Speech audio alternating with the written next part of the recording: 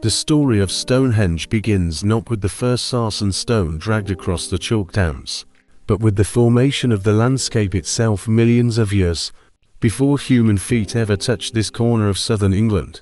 The Salisbury Plain stretches across Wiltshire like a vast geological stage. Its foundation was laid down during the Cretaceous period, approximately 100 million years ago, when this region lay beneath a warm, shallow sea. As microscopic marine organisms died and settled on the seabed, they gradually formed the thick layers of chalk that would eventually become the bedrock of one of Britain's most distinctive landscapes. The chalk formation, part of a larger geological structure known as the Wessex Basin, created a landscape uniquely suited to human habitation and monument construction. Unlike the heavy clay soils found in other parts of Britain, chalk provides excellent drainage while remaining stable enough to support massive stone structures. The porous nature of chalk allows rainwater to percolate downward, creating underground aquifers that feed springs and rivers, a crucial factor that attracted human settlement for millennia. The River Avon, which flows just 2 miles east of the Stonehenge site, owes its existence to these chalk aquifers. It provided a reliable water source that made permanent settlement possible. The geological advantages of the Salisbury Plain extended beyond mere practicality. Across much of the area, the chalk bedrock lies relatively close to the surface, making it easier for ancient peoples to quarry and shape.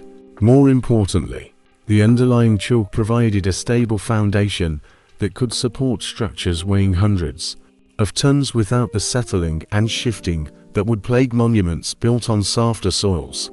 The builders of Stonehenge, whether they fully understood geological principles or simply observed the landscape's behavior over generations, chose their site with remarkable precision.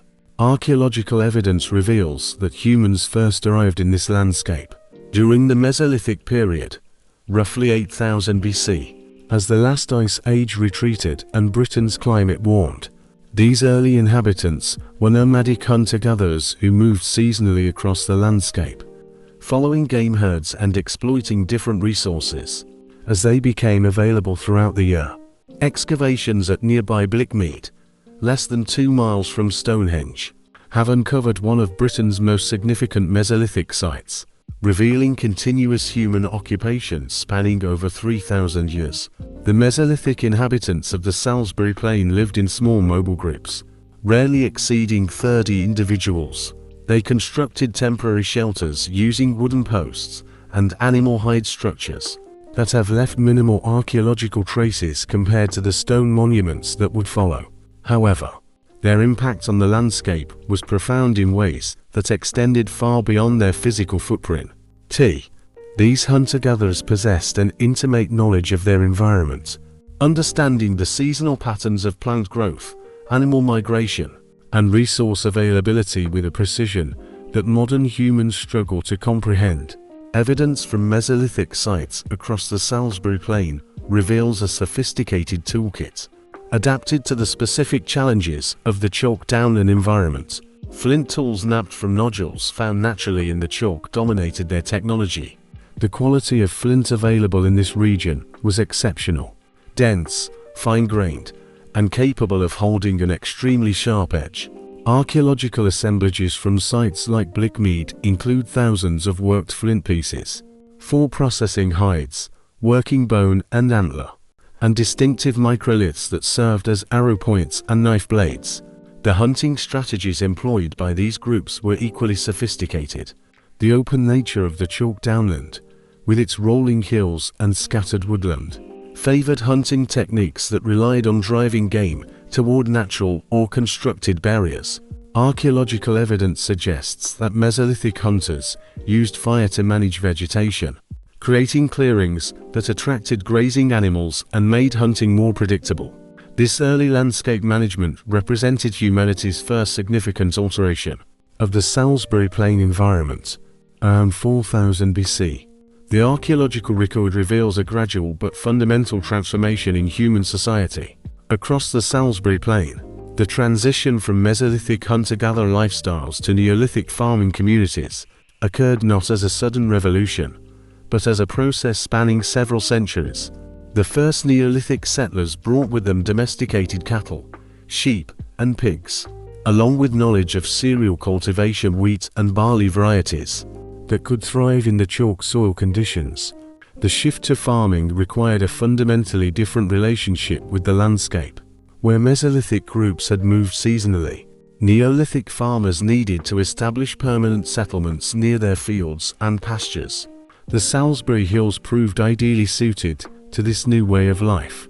Well-drained soil supported cereal cultivation, while the natural grasslands provided excellent pasture for livestock. The relatively treeless nature of much of the plain meant that less forest clearance was required compared to other regions of Britain. Neolithic settlements on the Salisbury Plain typically consisted of rectangular timber-framed houses with walls of wattle and daub. These structures, substantially larger than Mesolithic shelters, reflected the increased material wealth and social complexity of farming communities. Excavations have revealed houses measuring up to 15 meters in length, divided into distinct areas for habitation, food storage, and craft activities. The presence of substantial storage facilities both above ground granaries and underground pits indicates that these communities were producing agricultural surpluses beyond their immediate needs. The social implications of this agricultural surplus cannot be overstated. For the first time in human history in this region, some individuals could specialize in activities other than direct food production. Archaeological evidence points to the emergence of skilled craftspeople who produced high-quality pottery, worked flint tools for trade, and created the first monumental architecture. Elaborate polished stone axes found at Neolithic sites across the Salisbury Plain, many made from stone sources hundreds of miles away, demonstrate that these communities participated in extensive trade networks spanning much of Britain and continental Europe. The Neolithic transformation of the Salisbury Plain landscape extended beyond settlement patterns to encompass the first monumental constructions.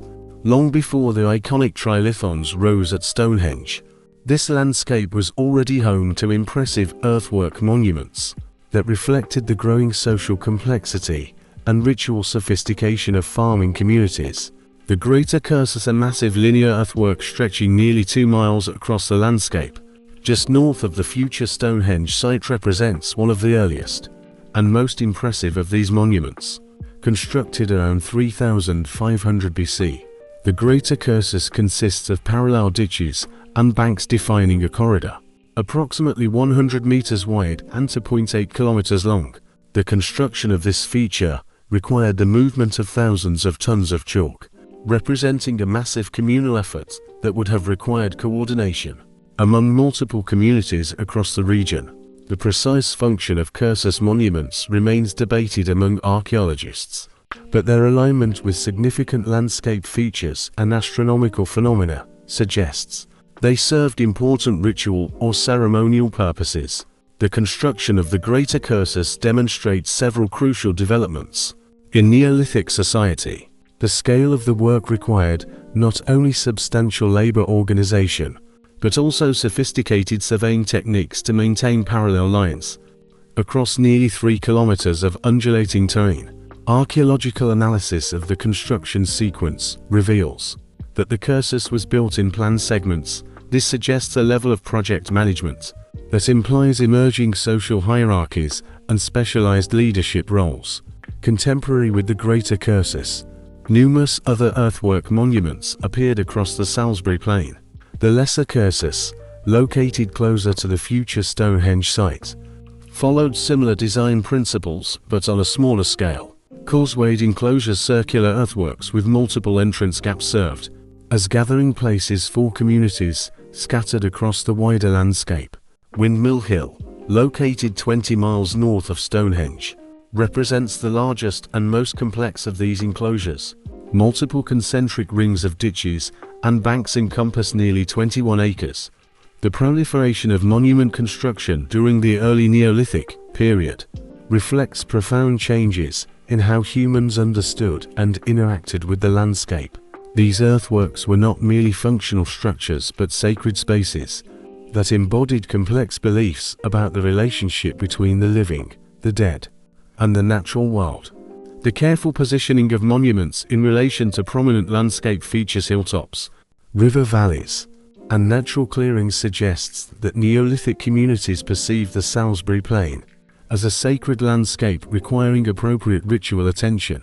Archaeological evidence from excavations within and around these early monuments reveals the complexity of Neolithic ritual practices. Deposits of deliberately broken pottery, carefully placed animal bones, and human cremations indicate that these sites served as focal points for ceremonies involving entire regional communities. The discovery of exotic materials, polished stone axes from distant sources, amber beads from the Baltic, and pottery styles from continental Europe demonstrates that these ritual gatherings also facilitated trade and cultural exchange across vast distances. The long barrows that dot the Salisbury Plain provide additional insight into Neolithic society and beliefs. These elongated burial mounds, typically oriented east-west and measuring between 30 and 120 meters in length, served as communal tombs for multiple generations. The internal structure of long barrows reveals sophisticated architectural knowledge. Carefully constructed stone or timber chambers were designed to remain accessible for repeated use over centuries. West Kennet Long Barrow, though located outside the immediate Stonehenge area, exemplifies the monumental scale and technical sophistication of these Neolithic burial sites. The positioning of long barrows across the plain follows clear patterns that reflect Neolithic understanding of landscape symbolism. Most barrows occupy prominent positions visible from considerable distances, serving as permanent markers of territorial claims and ancestral presence. The relationship between barrow placement and natural features, ridgelines, river valleys, and areas of particularly fertile soil suggests that these monuments functioned as both burial sites and territorial markers defining community boundaries and resource rights. By 3000 BC, the Salisbury Plain had been transformed from a landscape of scattered Mesolithic camps to a complex ritual landscape dotted with monuments that reflected the growing social complexity and spiritual sophistication of Neolithic farming communities. Curses, causewayed enclosures, and long barrows created a sacred geography that would profoundly influence the placement and design of later monuments, including Stonehenge itself. This earlier phase of monument building established the Salisbury Plain as a landscape of particular spiritual significance, attracting pilgrims and ritual participants from across Britain and continental Europe. The archaeological record reveals that by the late Neolithic period, the area around the future Stonehenge site had become a focal point for ritual activity of unprecedented scale and complexity. By 3000 BC, the Salisbury Plain had been transformed from a landscape of scattered Mesolithic camps into a complex ritual landscape dotted with monuments that reflected the growing social complexity and spiritual sophistication of Neolithic farming communities. Curses, causewayed enclosures, and long barrows created a sacred geography that would profoundly influence the placement and design of later monuments, including Stonehenge itself. This earlier phase of monument building established the Salisbury Plain as a place of particular spiritual significance, attracting pilgrims and ritual participants from across Britain and continental Europe. The archaeological record reveals that by the late Neolithic, the area around the future Stonehenge site had become a focal point for ritual activity of unprecedented scale and complexity. The density of monuments within a 5 km radius of Stonehenge exceeds that found anywhere else in prehistoric Europe. This suggests that this particular location held special significance that transcended the needs of local communities.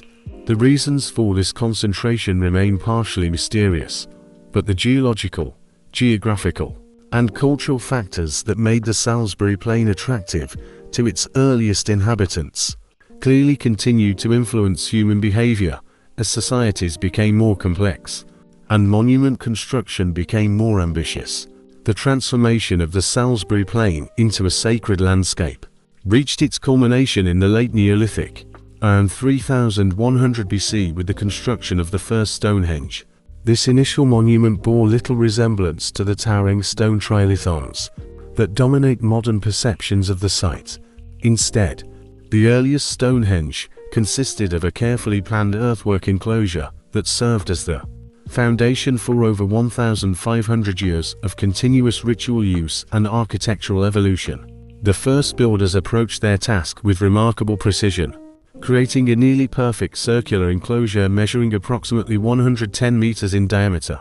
The construction process began with the excavation of a circular ditch, dug to an average depth of 2 meters and a width of 6 meters. Following the natural contours of the chalk downland, the excavated chalk was piled on the inner side of the ditch to form a bank that originally stood nearly 2 meters high. This bank and ditch arrangement, known to archaeologists as a henge monument, followed a distinctive pattern found at numerous sites across Neolithic Britain.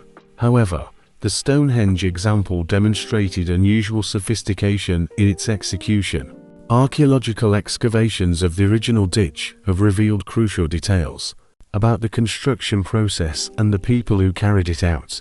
The builders used antler picks and shoulder blade shovels from cattle and red deer tools that left distinctive marks on the chalk walls of the ditch.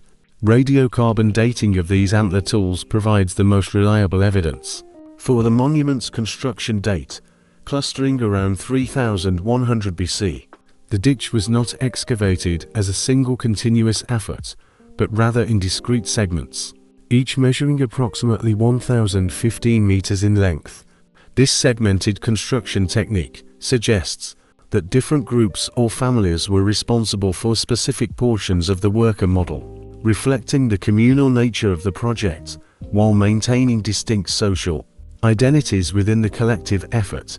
The entrance to this first Stonehenge was positioned on the northeast side of the enclosure, marked by a 10-meter gap in both the ditch and the bank. This entrance alignment was not arbitrary, it was carefully oriented toward the point on the horizon where the sun rises on the summer solstice. The precision of this alignment, accurate to within 1 degree, proves that the builders possessed sophisticated astronomical knowledge and considered celestial observations central to the monument's purpose.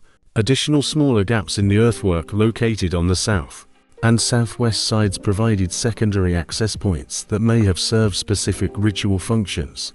Within the circular enclosure, the builders created one of the most intriguing features of the entire Stonehenge complex: the Aubrey holes, named after the 17th century antiquarian John Aubrey, who first identified them. These 56 circular pits form a precise circle, approximately 88 meters in diameter, positioned roughly halfway between the inner edge of the bank and the center of the monument. Each Aubrey hole measures between 0.8 and 1.2 meters in diameter and extends to a depth of up to 1 meter below the original ground surface. The regularity of their spacing, approximately every 5 meters around the entire circumference, demonstrates the mathematical sophistication of their creators. The original function of the Aubrey holes has generated extensive scholarly debate, with archaeological evidence supporting multiple simultaneous uses. Excavations have revealed that many of the holes contain cremated human remains, making them among the oldest known cremation cemeteries in Britain. The cremations were not random deposits but carefully placed burials that accumulated over several centuries.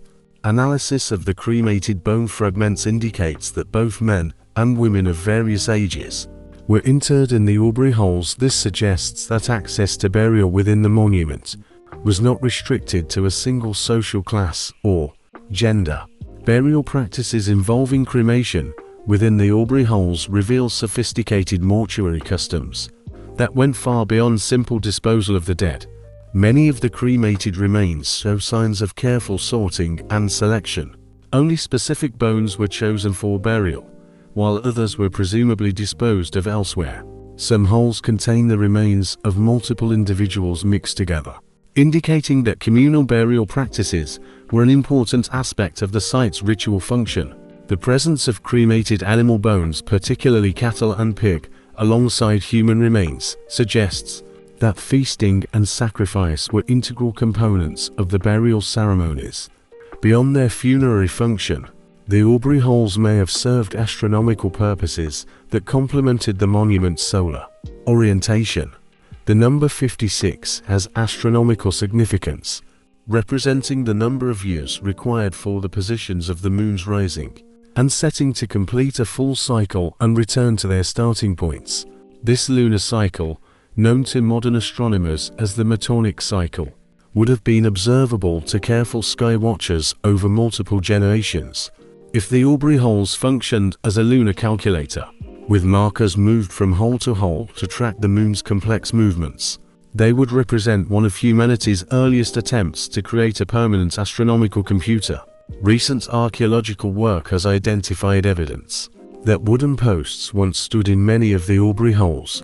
Based on the size and shape of the pits, these posts would have stood approximately 23 meters above ground level, forming a timber circle that enclosed the ritual space within the earthwork.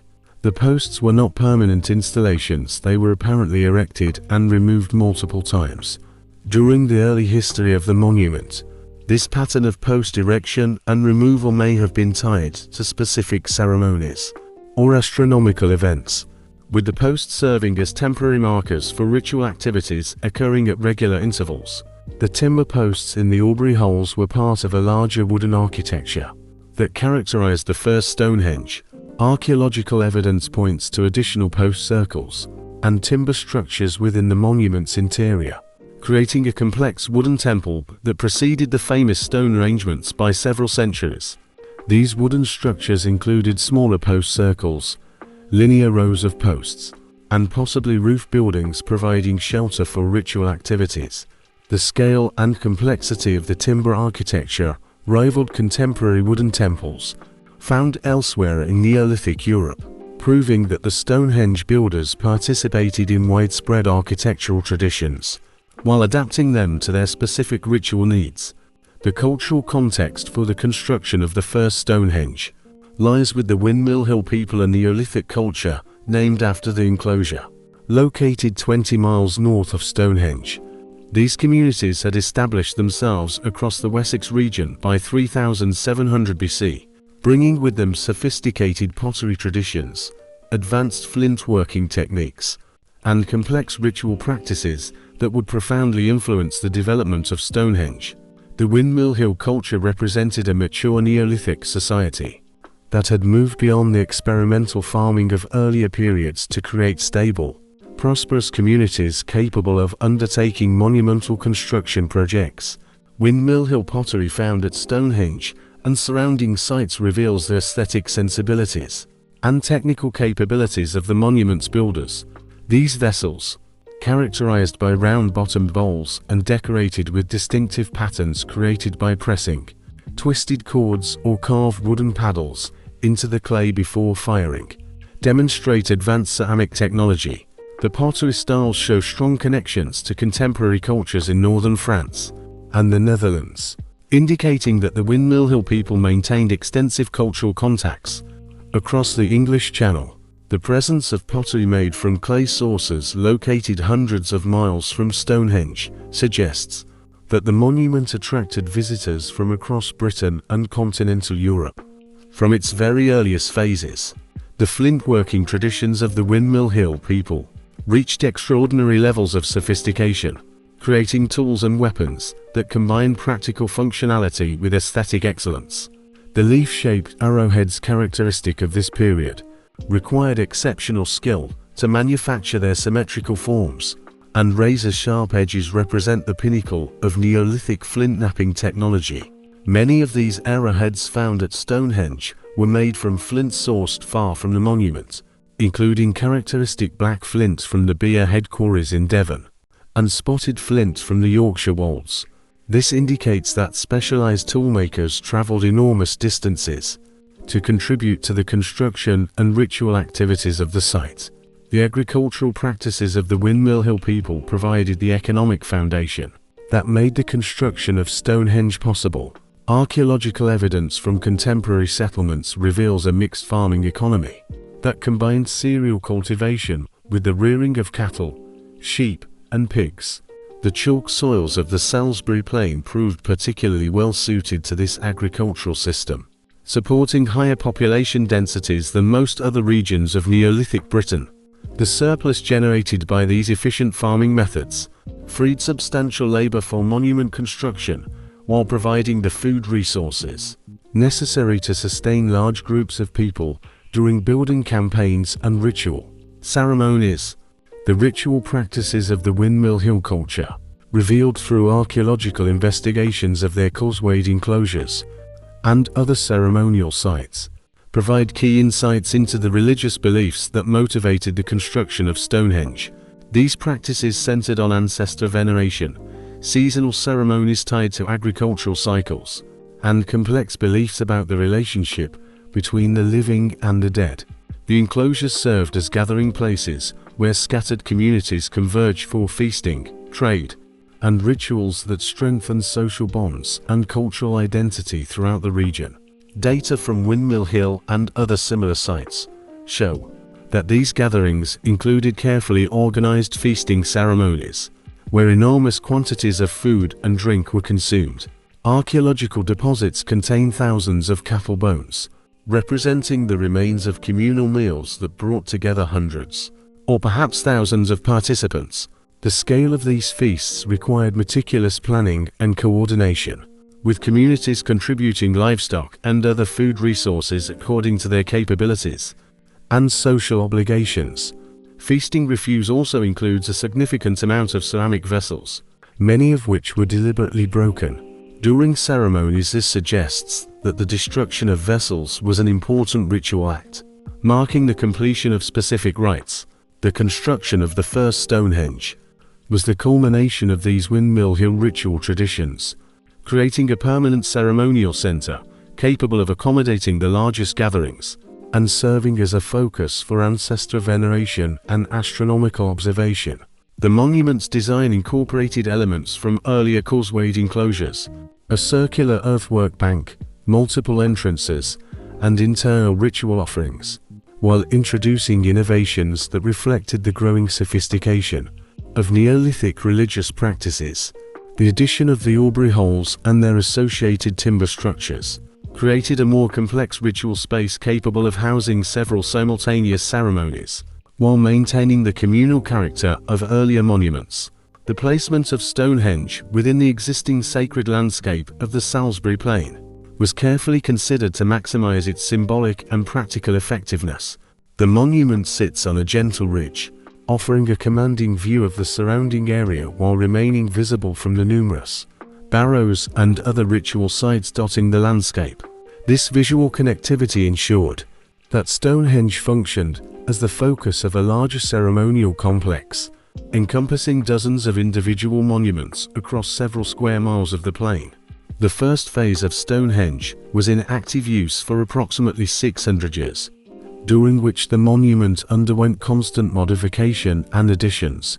The Aubrey holes were repeatedly reopened for new cremation burials, timber structures were rebuilt and reconfigured several times, and new ritual offerings were added to the ditch and other features.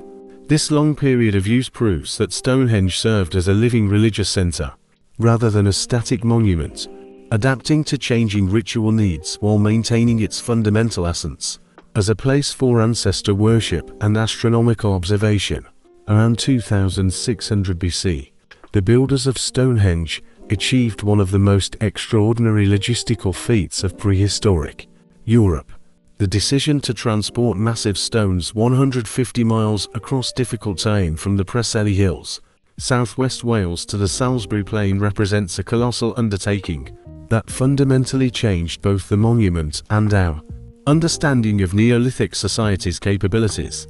These stones, known today as bluestones because of their distinctive blue-gray tint when freshly broken or wet, comprised the first stone circle erected at Stonehenge. This marked a revolutionary departure from the timber and earthwork traditions that had characterized the site for the previous 5 centuries. The geological identification of the bluestone's Welsh origin began in the early 20th century, when petrologist Herbert Henry Thomas conducted a detailed analysis of stone samples from Stonehenge. Thomas's microscopic examination showed that the bluestones included several types of rock, including spotted diorite, rhyolite, and volcanic ash, all of which match geological formations found exclusively in the Preseli Mountains. This discovery immediately raised profound questions. How and why did Neolithic people transport stones weighing 2 to 4 tons across such vast distances when suitable building materials were available much closer to the monument site? Recent archaeological research has precisely identified the quarry sites where the Stonehenge bluestones were extracted. At Craigrose-y-Felin, excavations led by archaeologist Mike Parker Pearson uncovered compelling evidence of Neolithic quarrying dating to approximately 3000 BC. The site reveals a complex extraction operation where ancient stonemasons exploited natural geological weaknesses in the rock face to remove precisely shaped monoliths. Workers used a combination of the fire-setting method, where fires were lit against the rock and then doused with cold water to create thermal shock fractures, and wooden wedges driven into natural cracks to split away the required stones. The Craigrose-y-Felin quarry preserved remarkable evidence of the extraction process in the form of archaeological deposits. Layers of charcoal from fire-setting work provide radiocarbon dates of around 3000 BC, several centuries before the bluestones arrived at Stonehenge. This time gap suggests the stones were not transported immediately after quarrying, but may have been used for local monuments in Wales before being moved to the Salisbury Plain. Archaeological surveys of the surrounding landscape identified several stone circles and burial chambers built from Craigrose-y-Felin diorite, indicating the quarry supplied material for many monuments across southwest Wales. A second major bluestone quarry at Carn Godog, located about a mile from Craigrose-y-Felin, shows similar evidence of quarrying. This site specialized in producing the characteristic spotted diorite. Here, masons used a natural rock formation where geological processes created natural stone pillars requiring minimal processing to become monoliths. Workers extracted these pillars by undermining their bases and using a controlled collapse method. Transporting the bluestones from Wales to the Salisbury Plain required solving extremely difficult logistical problems that tested Neolithic technology and organization to their limits. The most widely accepted theory suggests a combined land and water route. Utilizing natural waterways to minimize the distance stones had to be dragged over land. The proposed route begins with land transport from the Preseli quarries to the nearby estuary of the River Nevern, where the stones could be loaded onto rafts or boats for a sea voyage along the Welsh coast. The maritime portion of the journey ran along the coast of Wales, east to the mouth of the River Severn, then continued up the Severn and its tributary, the River Avon, to a point near present-day Bath. From there, the stones were reloaded onto land transport for the final 30-mile journey across the chalk hills to Stonehenge. This route, while remaining a colossal enterprise, avoided the most difficult terrain of the Welsh Mountains and English Highlands by utilizing the superior carrying capacity of water transport. Experimental archaeology has provided valuable insights into the practical difficulties of this process. In 2000, a team led by Julian Richards attempted to move a 3-ton concrete replica of a bluestone using reconstructed Neolithic techniques. The experiment showed that moving the stone over flat ground required about 100 people, with speeds of less than a mile per day. Rough terrain, hills, and river crossings reduced daily progress to a few hundred meters and required additional personnel for path preparation. The water phase proved more efficient. The replica stone was successfully transported on a raft across Milford Haven. Organizing such an expedition required an unprecedented level of social coordination. Moving even a single 3-ton stone required the efforts of at least 100 people, plus support staff responsible for food, road maintenance, and inventory. Transporting approximately 80 bluestones that eventually reached Stonehenge would have required multiple expeditions over many years, each involving hundreds of people and consuming vast amounts of food, tools, and supplies. The social significance of the project goes far beyond logistics. The decision to invest such effort for stones from a specific location in Wales suggests that the bluestones possessed a special meaning. The Preseli Mountains had been a source of stone axes for a millennium. Before Stonehenge was built, Preseli axes were distributed throughout Britain and Europe as prestigious items carrying symbolic meaning. The cultural importance of the Preseli Mountains in Neolithic Wales is confirmed by the concentration of monuments in the region. Stone circles and burial chambers created a sacred landscape comparable to the Salisbury Plain. Moving stones from this established sacred site to create a new monument at Stonehenge may reflect complex political and religious relationships between Welsh and English Neolithic communities. Some archaeologists interpret this as evidence of migration. Welsh communities moved to the Salisbury Plain, bringing their ancestral stones with them to maintain a connection to their homeland. Other theories suggest the creation of alliances between distant communities, where the Welsh stones served as gifts, cementing political relationships. The transport efforts created lasting bonds between participants and demonstrated the power of the leaders who organized the project. The cultural importance of the Preseli Hills in Neolithic Wales is evidenced by the concentration of monuments in the region. Stone circles and burial chambers created a sacred landscape here, comparable to the Salisbury Plain.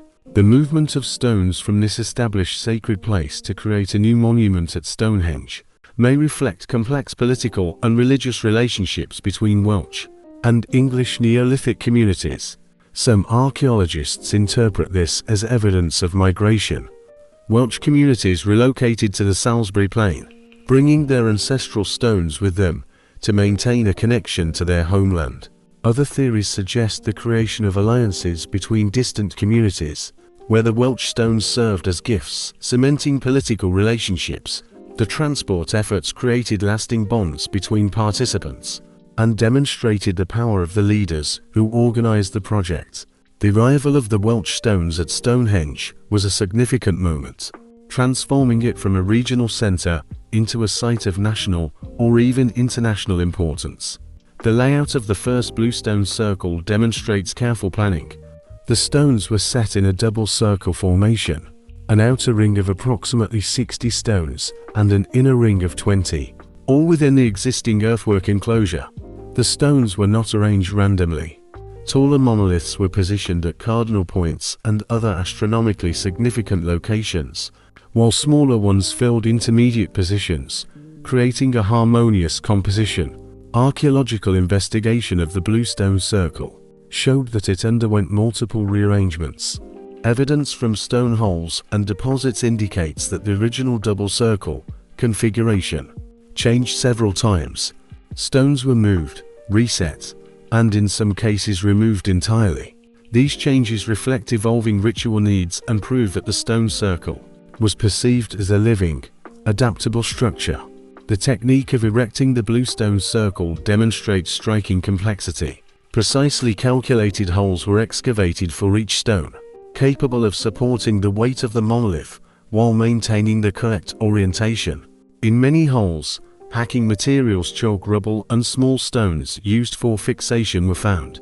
The precision of the spacing with consistent intervals around the entire circumference testifies to advanced surveying skills and mathematical understanding. The cultural influence of the completed bluestone circle extended far beyond Stonehenge, inspiring similar projects throughout the British Isles and serving as a prototype for the construction of subsequent stone circles in the centuries that followed. The ritual significance of the completed bluestone circle is confirmed by a sharp increase in the number of artifact finds and human burials associated with the monument during this period. Archaeological excavations have uncovered a significant amount of pottery, flint tools, and other items of material culture from contexts dating to the bluestone period, indicating an intensification of ceremonial activity. Pottery collections include vessels from across Britain and continental Europe, proving that the monument attracted participants from distant locations who arrived to take part in ceremonies held within the stone circle. During the bluestone period, changes also occurred in the burial practices at Stonehenge. Cremation burials became more complex and numerous. Many cremation deposits from this period include burial inventory, such as bone pins, amber beads, and miniature ceramic vessels, indicating an increase in social stratification among the monument's users. The presence of cremated remains of individuals whose bone chemistry suggests a foreign origin serves as direct evidence that Stonehenge had become a place of pilgrimage, attracting visitors from across Britain and beyond. The astronomical functions of the bluestone circle were based on the solar orientations established in the early stages and expanded upon them. The careful positioning of certain bluestones at astronomically significant points of the circle suggests that the stone composition served as a three-dimensional calendar for tracking solar and lunar cycles. The characteristic coloration and diverse shapes of the bluestones created visual markers, helping observers identify specific astronomical events and the associated ceremonial requirements. The period of the bluestone circle represents a crucial transition in the development of Stonehenge, establishing it as the primary ceremonial center of Britain and demonstrating the outstanding organizational capabilities of Neolithic society. The successful completion of the bluestone transport and the construction of the circle laid the foundation for even more ambitious architectural projects that turned Stonehenge into the monument we know today. The bluestones, though later overshadowed by the massive sarsens and trilithons, remained an integral part of Stonehenge throughout its active use, serving as a tangible link to the monument's Welsh roots and the extraordinary achievement of their transport across prehistoric Britain. The completion of the bluestone circle was only the beginning of the most ambitious transformation of Stonehenge. Around 2500 BC, a new generation of builders arrived at the monument with plans that eclipsed all previous efforts. These people, whom archaeologists now recognize as representatives of the Bell Beaker culture, brought with them revolutionary technologies, complex social organization, and an architectural vision that resulted in the creation of one of humanity's most enduring monuments. Their goal was nothing less than the construction of massive stone trilithons, using sarsen stones quarried from the Marlborough Downs, approximately 20 miles north of Stonehenge. The sarsen stones that were to form the basis of the new Stonehenge represented a geological resource of exceptional quality and daunting scale. These massive blocks of sandstone, formed during the Paleocene epoch approximately 56 million years ago, lay scattered across the Marlborough Downs as remnants of a once continuous layer of bedrock that had gradually eroded. Sarsens varied greatly in size, from relatively modest blocks weighing a few tons to colossal monoliths exceeding 50 tons. The builders of Stonehenge selected only the largest and most regular specimens, choosing stones that could be dressed to the precise dimensions required by their architectural design. The process of selecting suitable sarsens required extensive reconnaissance work. On the Marlborough Downs, groups of specialists examined hundreds of potential blocks to identify those that had the necessary size, shape, and geological integrity. The selected stones had to be free of large cracks or geological defects that could lead to their destruction under the colossal loads during construction and long-term weathering. Archaeological analysis of the Stonehenge sarsens shows that the builders demonstrated outstanding geological knowledge, consistently choosing stones from specific areas of the hills, where the sandstone possessed optimal characteristics for monumental construction. The transportation of sarsen stones from the Marlborough Downs to Stonehenge presented a logistical task whose scale and complexity exceeded even the project to move the bluestones. The largest sarsens required the mobilization of enormous human resources and complex engineering techniques. Experimental archaeology, conducted by teams of engineers and archaeologists, proved that moving a 40-ton sarsen stone over the chalk hills would have required the efforts of at least 500 people, as well as massive wooden sledges, rope systems, and carefully prepared roads. The construction of the transport infrastructure itself was a major engineering project. The route from the Marlborough Downs to Stonehenge crossed numerous valleys, streams, and ridges that required serious preparation before the massive stones could pass. Archaeological reconnaissance has identified possible remains of this prehistoric road, including sections where the natural chalk surface was artificially leveled, and zones where timber causeways may have been laid through wet soil. The construction of the road required the labor of hundreds of workers over several months to create a path capable of withstanding the monstrous weight of the sarsens and their transport sledges. The wooden sledges used to transport the sarsens were masterpieces of Neolithic engineering, made from massive oak beams joined using complex carpentry techniques. These sledges had to distribute the enormous weight of the stones over a large area, so that they would not sink into the chalk surface, while remaining maneuverable enough for navigation over hilly terrain. Experimental reconstructions suggest that the sledges were at least 15 meters long and 4 meters wide, and were made of oak beams up to 60 centimeters in diameter. The construction of the sledges alone required the felling of hundreds of mature oaks, and the labor of skilled carpenters for several months. The rope systems used to pull the loaded sledges across the landscape were another technological marvel of the Sarsen transport project. Moving a 50-ton load required rope systems capable of creating colossal pulling forces and distributing the load among hundreds of workers. The ropes themselves, likely made from twisted plant fibers or leather strips, had to be incredibly strong and yet flexible enough to provide coordinated pulling by large groups of people. Archaeological experiments show that moving the largest sarsen stones required rope systems, with a total length of several miles, representing significant investments in materials and manufacturing time. The social organization required for the Sarsen transport project reveals the complex political and economic structures that had developed in southern Britain by 2500 BC. The mobilization of 500 or more workers for extended periods required not only effective leadership, but also sophisticated systems for feeding, housing, and coordinating such large groups. Archaeological data from contemporary sites suggest that the Bell Beaker culture had developed hierarchical social structures with powerful chiefs capable of commanding the labor and resources of multiple communities across vast geographical areas. The food requirements alone for a Sarsen transport expedition would have strained the resources of entire regions. A workforce of 500 people engaged in heavy physical labor would have consumed approximately 1,500 kilograms of food daily, requiring meticulous planning and coordination among numerous farming communities. Archaeological deposits from this period show evidence of large-scale food preparation and storage, including massive ceramic vessels with capacities of hundreds of liters, and hearths designed to prepare meals for large groups. The arrival of each sarsen stone at Stonehenge became a significant achievement, worthy of celebration and ceremony. Archaeological evidence suggests that the completion of each transport expedition was marked by feasting and ritual activities that brought together participants from across the region.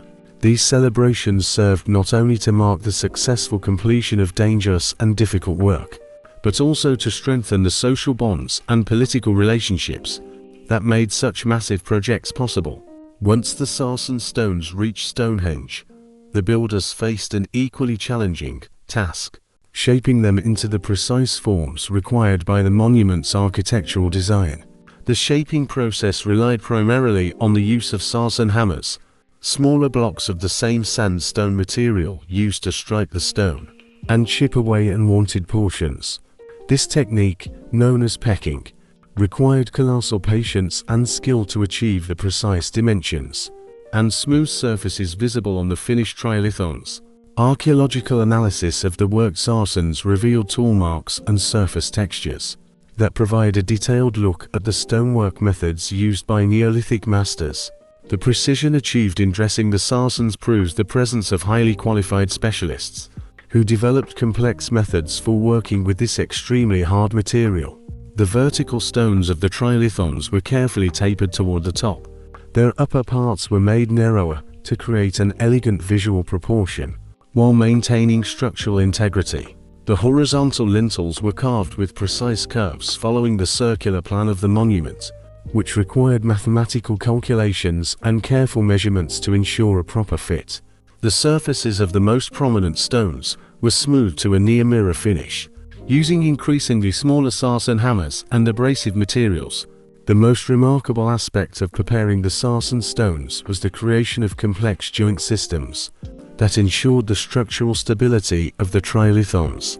The builders used mortise and tenon joints. Protruding tenons were carved onto the tops of the vertical stones, which fit into corresponding mortises hollowed out on the undersides of the horizontal lintels. These joints, familiar from the carpentry traditions of the time, required extraordinary precision when executed, and stone tolerances were measured in millimeters to ensure proper seating and load distribution. Creating mortise and tenon joints in sarsen stone was one of the most technically difficult aspects of the entire construction project. The tenons, usually about 30 centimeters long and 15 centimeters wide, had to be carved with perfect symmetry.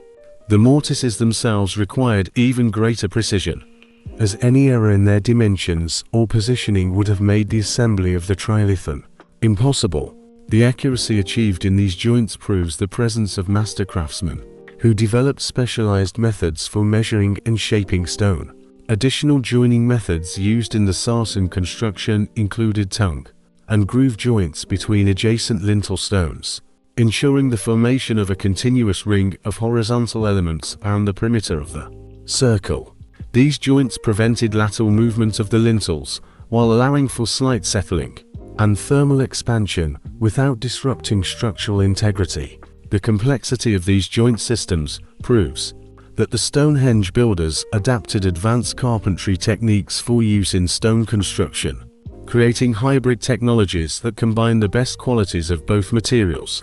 The erection of the trilithons themselves was the culmination of the entire sarsen construction project, requiring engineering solutions that pushed Neolithic technologies to their absolute limit. The process began with the excavation of precisely measured pits for the vertical stones, with the depth and shape of each hole carefully calculated to provide adequate support, while maintaining proper alignment. The pits for the largest vertical posts of the trilithons went more than 2 meters below ground level. One of their sides was made sloped, allowing the massive stones to be slid into place using controlled lowering methods. Archaeological studies of these pits revealed details of the complex techniques used to lift the monoliths. Many pits have traces of mounds on one side, where the ground level was gradually raised to create an inclined plane. This allowed the stones to be stepped into a vertical position using rope and lever systems. The opposite sides of the pits were often undercut to provide clear space for the stone as it transitioned to vertical. Once the posts were in the correct position, the pits were backfilled with carefully selected chalk rubble and small stones that served as a reliable anchor for the massive monoliths. The installation of horizontal lintels presented an even more difficult engineering task, as these 10-ton blocks had to be lifted to a height of more than 4 meters and positioned with millimeter precision to fit into their mortise and tenon joints. The most recognized theory for installing the lintels involves the construction of massive timber scaffolding that served as both a lifting mechanism and a working platform for the stonemasons. Such timber structures required an enormous amount of wood and advanced carpentry skills to create frames capable of supporting weights up to 10 tons at a significant height. Alternative theories include the use of earth ramps built around the vertical stones to provide access to the tops. This would have required moving thousands of tons of earth and chalk to create temporary mounds that were later removed, revealing the finished trilithons. Although no direct archaeological evidence of such ramps has been found, their absence may be explained by a thorough cleaning of the area after the project was completed. The completed trilithons formed an architectural ensemble of unprecedented monumentality for prehistoric Europe.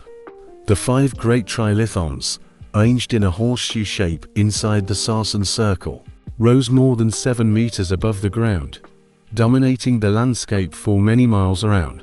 The careful gradation of heights, where the central trilithon was the tallest, and the side ones gradually decreased, created a complex architectural composition, demonstrating a deep understanding of visual proportions and spatial relationships. The astronomical alignments built into the structure of the trilithons emphasize the constant importance of celestial observations. The central trilithon was precisely oriented to the sunset on the winter solstice. For an observer in the center of the monument, the sun set exactly between its massive posts. This complemented the orientation to the sunrise on the summer solstice, creating a solar axis that divided the monument into ritual zones associated with the annual cycle. The hill stone, a massive sarsen monolith outside the main circle, served as a key element of this system. On the morning of the summer solstice, the sun rose exactly over it. The precision of this alignment, maintained despite the colossal technical difficulties of positioning such massive stones, proves that astronomical considerations were paramount in the design and construction of the monument. The social significance of the completed trilithons went far beyond the monument itself, influencing the development of the complex societies of Bronze Age Britain. The success of such a colossal project proved the organizational capabilities and technical expertise of the building communities, securing their role as leaders in the emerging social hierarchy. The monument became a powerful symbol of political power and religious authority, attracting pilgrims from all over Europe and contributing to the development of extensive trade networks. Specialized craftsmen responsible for erecting the trilithons represented a new class of technical experts. These master builders possessed knowledge in stonework, engineering, astronomy, and project management, making them a valuable resource for communities across Britain and the continent. Archaeological data suggest that some of these specialists traveled widely, carrying their experience to other construction sites and contributing to the spread of advanced building technologies. The coordination of labor required for this work also contributed to the development of more complex political institutions. The success of the project required unprecedented cooperation among many communities, creating ties and alliances that lasted for a long time. These relationships facilitated trade, cultural exchange, and mutual defense agreements, which contributed to the stability and prosperity of the region in the following centuries. The completion of the Great Trilithons was not just an architectural triumph, but the culmination of a social transformation that had lasted on the Salisbury Plain for over 1,000 years. Archaeology shows that Stonehenge served as both a magnet for diverse populations and a crucible where cultural traditions merged, creating new forms of religion and organization. The population that built and used the monument was surprisingly heterogeneous. People from all over Britain and Europe were united by a common faith in the power of this sacred landscape. Recent isotope analysis of cremated remains has revolutionized our understanding of who built Stonehenge. Strontium isotope signatures, which reflect the geological environment where a person spent their childhood, show that many of those buried here originated from regions far from the Salisbury Plain. Researchers from Oxford University studied bone fragments from 25 individuals buried between 3000 and 2500 BC and found that at least 15 of them grew up in areas with geology inconsistent with the local chalk. These signatures point to Western Britain, specifically Wales and the Cornish Peninsula regions geologically similar to the source sites of the bluestones. This discovery supports the theory that the transportation of the stones was accompanied by the migration of entire communities from Wales. These migrants brought with them not only their ancestral stones, but also their burial traditions, craft skills, and religious practices, which deeply influenced the development of Stonehenge during its most intensive construction phases. Other studies have identified individuals whose signatures indicate origins in continental Europe, particularly regions of modern-day Germany and the Netherlands. These connections reflect the extensive exchange networks characteristic of the late Neolithic and early Bronze Age. The presence of foreigners among the buried proves that Stonehenge's reputation extended far beyond Britain, attracting masters and pilgrims from all over the known prehistoric world. The burial practices documented at Stonehenge demonstrate complex traditions that evolved over 1,500 years. The earliest cremations, around 3000 BC, were relatively simple. Bodies were burned on funeral pyres near the monument, and bone fragments were placed in the Aubrey holes. These early cremations testify to a careful selection of bones. Specific anatomical elements were chosen for burial, while others were apparently scattered or disposed of elsewhere, suggesting complex ideas about which parts of the body required formal interment. By 2500 BC, the rites had become significantly more complex, including grave goods, miniature vessels, bone pins, amber beads, and flint tools that accompanied the deceased into the afterlife. The quality and exotic origin of these items indicate that access to burial at Stonehenge was increasingly restricted to individuals of high social status, or those with specialized religious roles. The most remarkable burials date to the period of the trilithon construction, when the complexity of the rites reached an unprecedented level. These were often collective graves where the remains of several people were mixed, which may have marked special events or ceremonies. Analysis has shown that people of different sexes and ages ended up in these shared graves, indicating burial criteria other than kinship. One such burial near the central trilithon contained the remains of 4 people, and an exceptional collection of inventory: a mace head made of polished stone, gold hair ornaments, and vessels with geometric patterns. The mace head, carved from a dark green stone originating from the Lake District in northern England, is one of the finest examples of stone carving in Britain. The gold ornaments among the earliest gold artifacts at Stonehenge demonstrate a connection with the emerging metallurgical traditions of Europe. The bell beaker culture, which dominated the late construction phases, brought revolutionary changes to burial practice and material culture. Named after their characteristic bell-shaped pottery, the bell beaker people represented a cultural phenomenon that spread across Europe between 2800 and 1800 BC. They brought with them new technologies, social structures, and religious practices that fundamentally changed prehistoric European society. The pottery of this culture, found at Stonehenge, demonstrates technical complexity and aesthetic sophistication. These vessels, 15 to 25 centimeters in height, were distinguished by striking symmetry and decorated with complex geometric patterns, applied with fine-toothed cones, twisted cords, or carved stamps before firing. Decorative motifs are surprisingly consistent over vast territories from the Iberian Peninsula to the British Isles, indicating shared systems of symbols and, perhaps, standardized training methods for potters. The technical quality of beaker pottery represents a significant step forward compared to earlier Neolithic traditions. The clay was prepared more carefully with the addition of organic impurities to improve firing and reduce shrinkage. Firing temperatures were higher and controlled more strictly, making the vessels stronger and more waterproof. The standardization of forms and decor hints at the emergence of specialized pottery workshops, working for both the local market and long-distance trade. The metallurgical traditions of the beaker culture introduced Bronze Age Britain to advanced methods of producing copper and bronze items, which transformed technology and social organization. The earliest metal objects at Stonehenge, copper daggers, gold hair ornaments, and bronze awls, prove mastery in complex metallurgical processes. These artifacts required not only technical knowledge of metal extraction and processing, but also access to raw materials from distant lands, proving the existence of extensive trade networks. Chemical analysis has shown that the copper for these items came from mines in Wales, Ireland, and continental Europe, located hundreds of miles apart.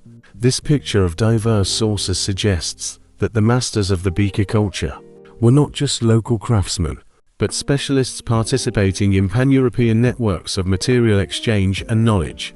The presence of such perfect items at Stonehenge indicates that the monument attracted the best masters of its era, who contributed to its construction and ceremonies. The social consequences of the appearance of metal went far beyond technical innovation. Metal objects, especially weapons and ornaments, became powerful symbols of status and power that were difficult to replicate. Without access to knowledge and resources, the concentration of high-quality metal at Stonehenge suggests that it served as a center of political power where the elite gathered to demonstrate wealth and strengthen their positions through participation in lavish ceremonies. Archaeological data from Beaker period burials show a sharp increase in social stratification compared to the Neolithic. While Neolithic graves were relatively egalitarian and inventory pottery, flint was available to most. The burials of this era demonstrate a clear hierarchy. Elite graves contain exotic materials, the finest products, and traces of special funerary processing unavailable to the general population. The most impressive burial is the grave of the so-called Amesbury archer, found in 2000 to 3 miles from the monument. This man, who died around 2300 BC, was buried with an unprecedented set of items: 16 flint arrowheads with barbs, copper daggers, gold hair ornaments, stone wrist guards, and ceramic beakers of different traditions. Isotope analysis of his teeth caused a sensation. It showed that the archer grew up in the alpine regions of Central Europe, modern-day Germany, or Switzerland, before migrating to Britain, where he took a high position in the communities building Stonehenge. His grave proves the international character of the elite of that time.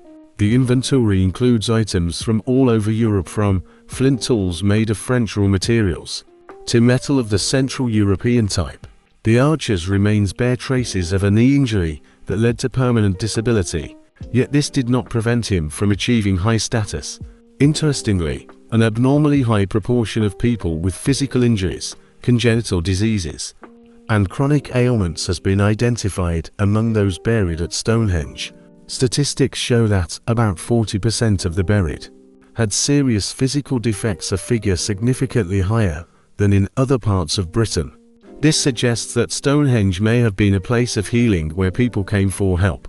Many skeletons bear traces of healed fractures, suggesting that people survived severe injuries and lived for a long time afterward.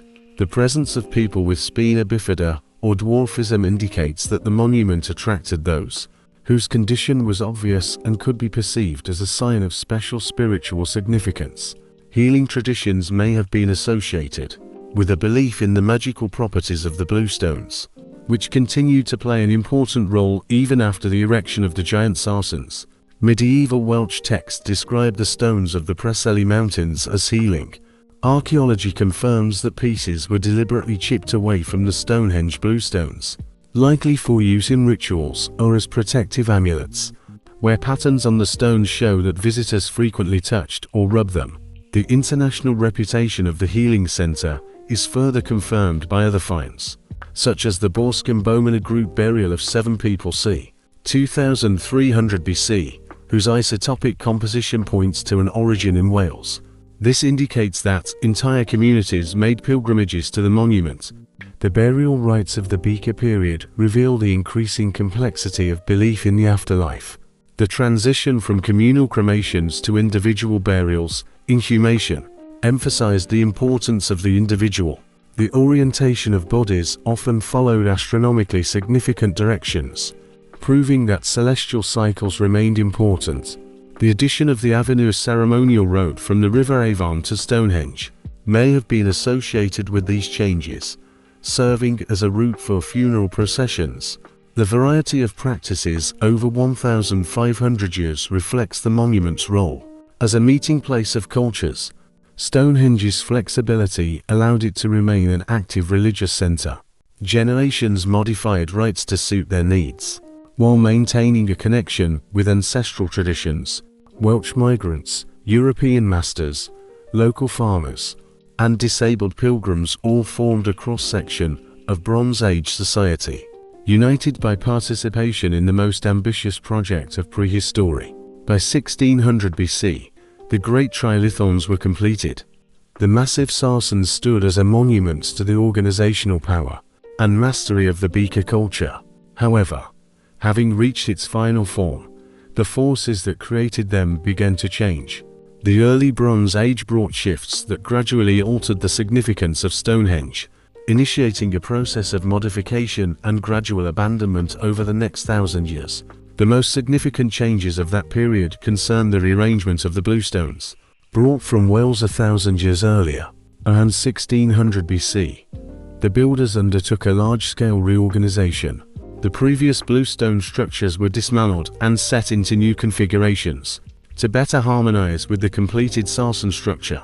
This rearrangement was not merely aesthetic, it reflected new ritual requirements, and the evolution of religion, which demanded different spatial relationships between the elements of the monument. Archaeological investigations of the bluestone rearrangement revealed the full complexity of this undertaking. The builders carefully extracted each bluestone from its existing position, transported it to a new location within the monument, and re-erected it according to a predetermined plan, which testifies to sophisticated architectural design. Stone holes from this period bear traces of multiple reuses. Several different stones were placed into certain positions in succession, as the builders experimented with various layout options before settling on the final configuration. The new arrangement of bluestones created a more integrated architectural composition, emphasizing the connection between the Welsh stones and the sarsen trilithons. The bluestones were rearranged to form an inner horseshoe that echoed the shape of the trilithon arrangement, while maintaining their distinct identity as sacred stones from the ancestral landscape in Wales. Such a configuration allowed ritual participants to move between the bluestone and sarsen elements, perceiving them as components of a single architectural whole. Several bluestones received special treatment during this rearrangement. They were carefully dressed and positioned to perform specific ceremonial functions. The altar stone, a massive block of Devonian sandstone that likely originates from the Brecon Beacons region in Wales, was reinstalled in the very center of the monument, where it could serve as a focus for ceremonies conducted within the trilithon horseshoe. Despite the name, there is no evidence that this stone was used for sacrifices. Instead, it appears to have served as a ceremonial platform or marker for important ritual activities.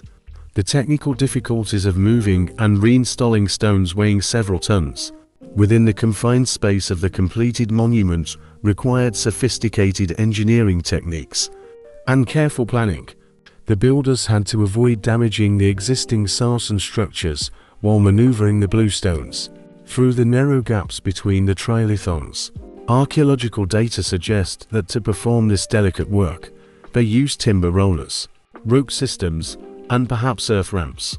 This proves that the specialized knowledge required for monument construction was preserved and passed down from generation to generation.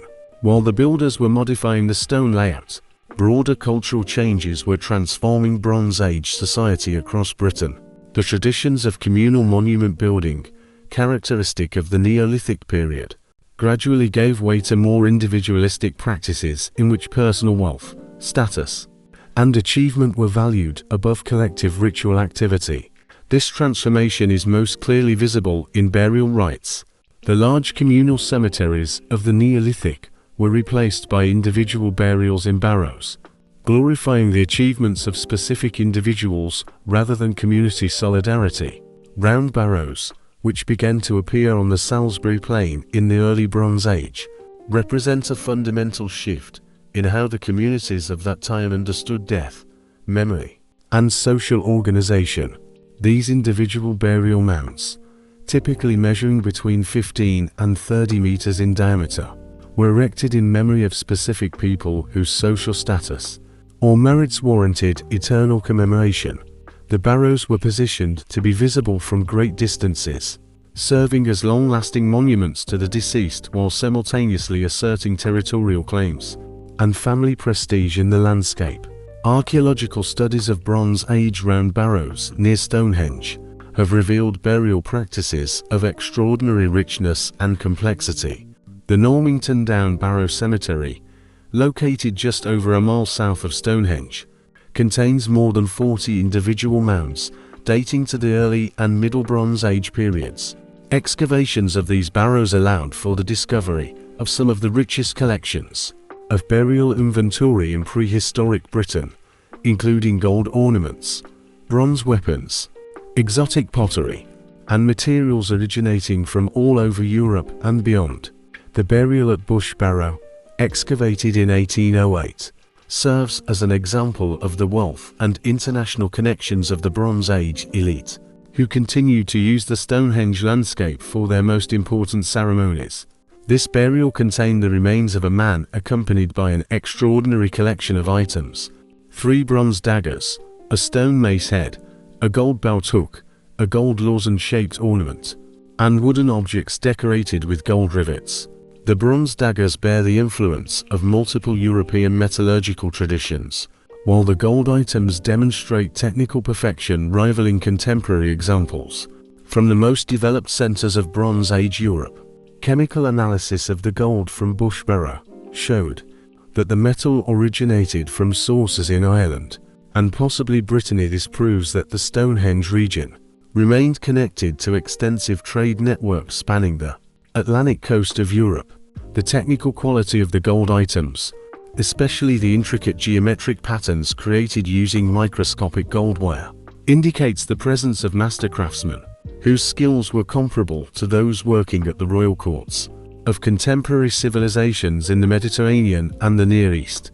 The concentration of wealthy barrow burials around Stonehenge suggests that the monument continued to attract representatives of the elite, seeking connection with its sacred power and ancient prestige.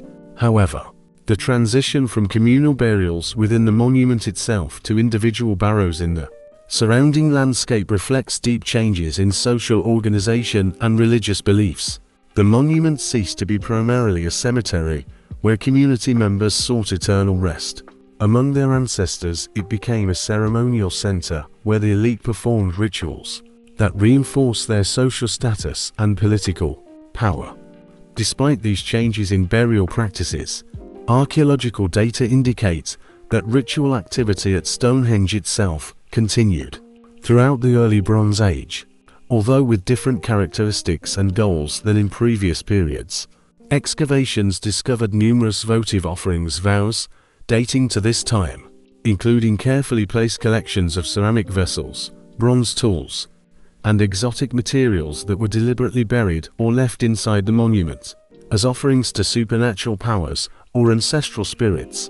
Votive offerings of the Bronze Age period demonstrate clear patterns, reflecting the evolution of ritual practices. Many offerings contain miniature versions of everyday items, tiny ceramic vessels, small bronze tools, and models of weapons that could serve as symbolic replacements for full-size gifts. This practice of miniaturization suggests that the ritual economy was becoming more rational, allowing communities to fulfill their ceremonial obligations while preserving valuable materials for other needs. Bronze Age pottery found in ritual contexts at Stonehenge testifies to continued innovation in technology and decorative traditions. Food vessels, characterized by distinct protruding rims and complex geometric decor, are often found in votive offerings. This suggests that communal feasting remained an important component of ceremonies held at the monument. Collared urns, large vessels used for cremation, burial, and food storage, carry the influence of multiple regional traditions, indicating that Stonehenge continued to attract participants from across Britain and continental Europe. Metal items left as votive gifts during the Bronze Age reveal the ongoing importance of Stonehenge as a center for displaying and consecrating valuable objects. Bronze axes, daggers, and ornaments were deliberately damaged or killed before the offering, rendering them unsuitable for practical use, but transforming them into appropriate gifts for supernatural recipients.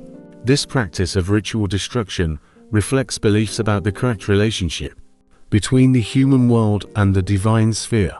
Valuable objects required transformation before they could cross the border between the world of the living and the realm of ancestors or gods. Evidence of the continuation of astronomical observations and calendar keeping at Stonehenge during the Bronze Age comes from the careful positioning of votive offerings relative to significant sightlines and celestial alignments. Many ritual gifts were placed in locations that were illuminated by the rising or setting sun on important dates of the agricultural and ceremonial calendar. This practice suggests that the astronomical functions of the monument remained important, even as its primary use shifted from a communal graveyard to an elite ceremonial center. The construction of the avenue, a ceremonial road connecting Stonehenge with the River Avon, likely dates to the early Bronze Age and reflects the changing nature of ritual activity.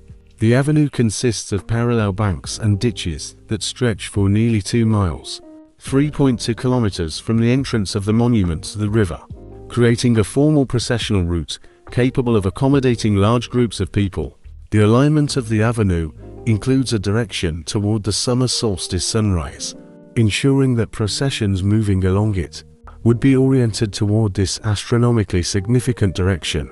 Archaeological investigations of the avenue have revealed evidence of grand processions that may have involved hundreds of people carrying ritual objects, food offerings, and ceremonial paraphernalia between the river and the monument. Finds of pottery, bronze objects, and animal bones along the entire length of the avenue suggest that these processions included stops for feasting and ceremonial displays, turning the journey to Stonehenge into a prolonged religious experience. The construction of the avenue required significant labor and meticulous planning, indicating that processional activities became an increasingly important component of Bronze Age ceremonial practice. The River Avon itself appears to have played a major role in the Bronze Age rituals associated with Stonehenge. Research of the riverbed near the end of the avenue allowed for the discovery of numerous bronze objects, including weapons, tools, and ornaments, which were deliberately thrown into the water as votive offerings. This practice of river offerings was widespread in Bronze Age Europe and reflected beliefs about water as a medium for communicating with supernatural forces and a boundary between the world of the living and the realm of the dead. The types of objects found in the river reveal changing patterns of rituals and social organization. Early offerings consist predominantly of single items, axes, daggers, or ornaments that may have been offered by individual participants seeking divine favor. Later, larger clusters of objects are found, indicating communal ceremonies involving many people contributing according to their status and economic capabilities. As the Bronze Age progressed, evidence of large-scale construction work at Stonehenge significantly decreased.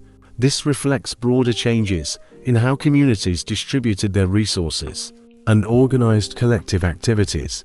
The mass mobilization of labor characteristic of the early stages of construction became impossible or unnecessary as social organization shifted toward more hierarchical structures, concentrating wealth and power in the hands of individual members of the elite, rather than community leaders whose power was based on the ability to organize collective projects.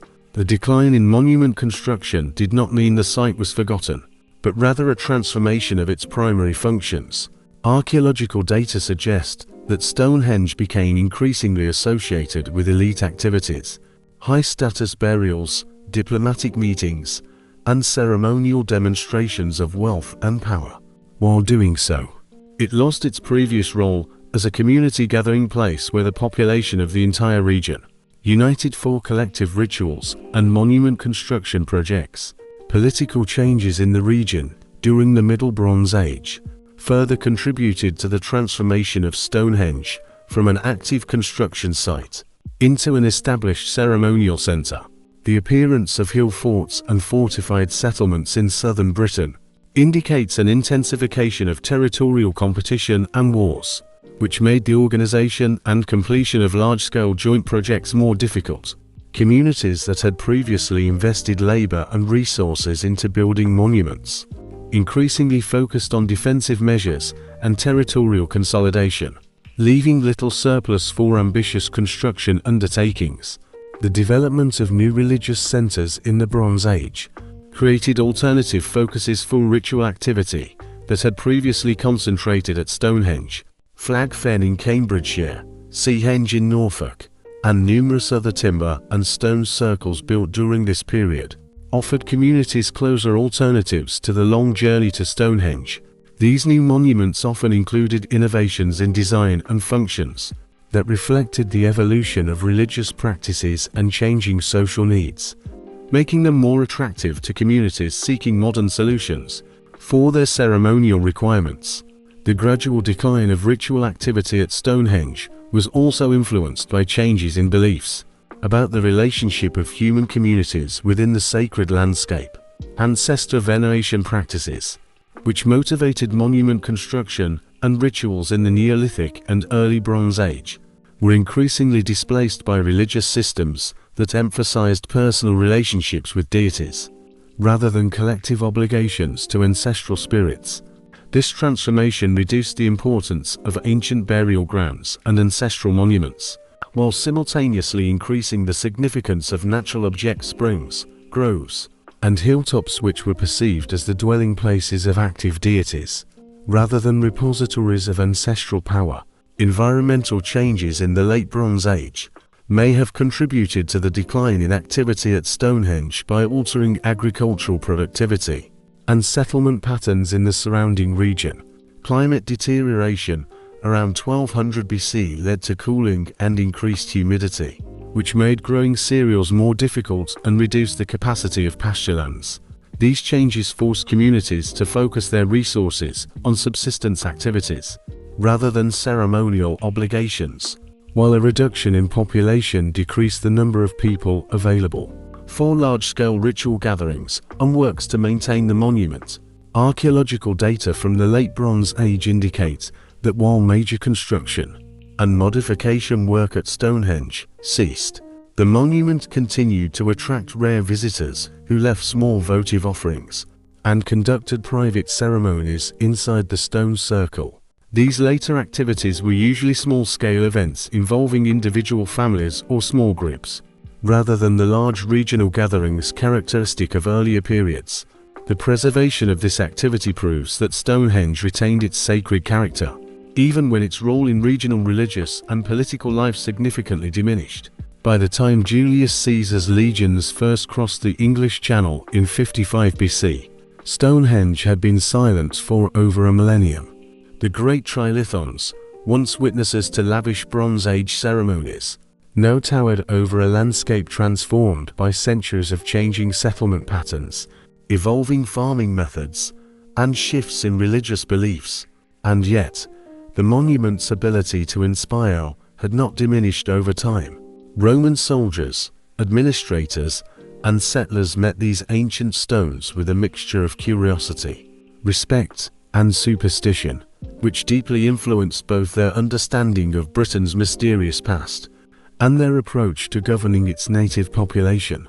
The Roman conquest of Britain, completed under Emperor Claudius in 43 AD, brought systematic documentation and archaeological preservation to those places that had previously existed only in oral tradition and local memory.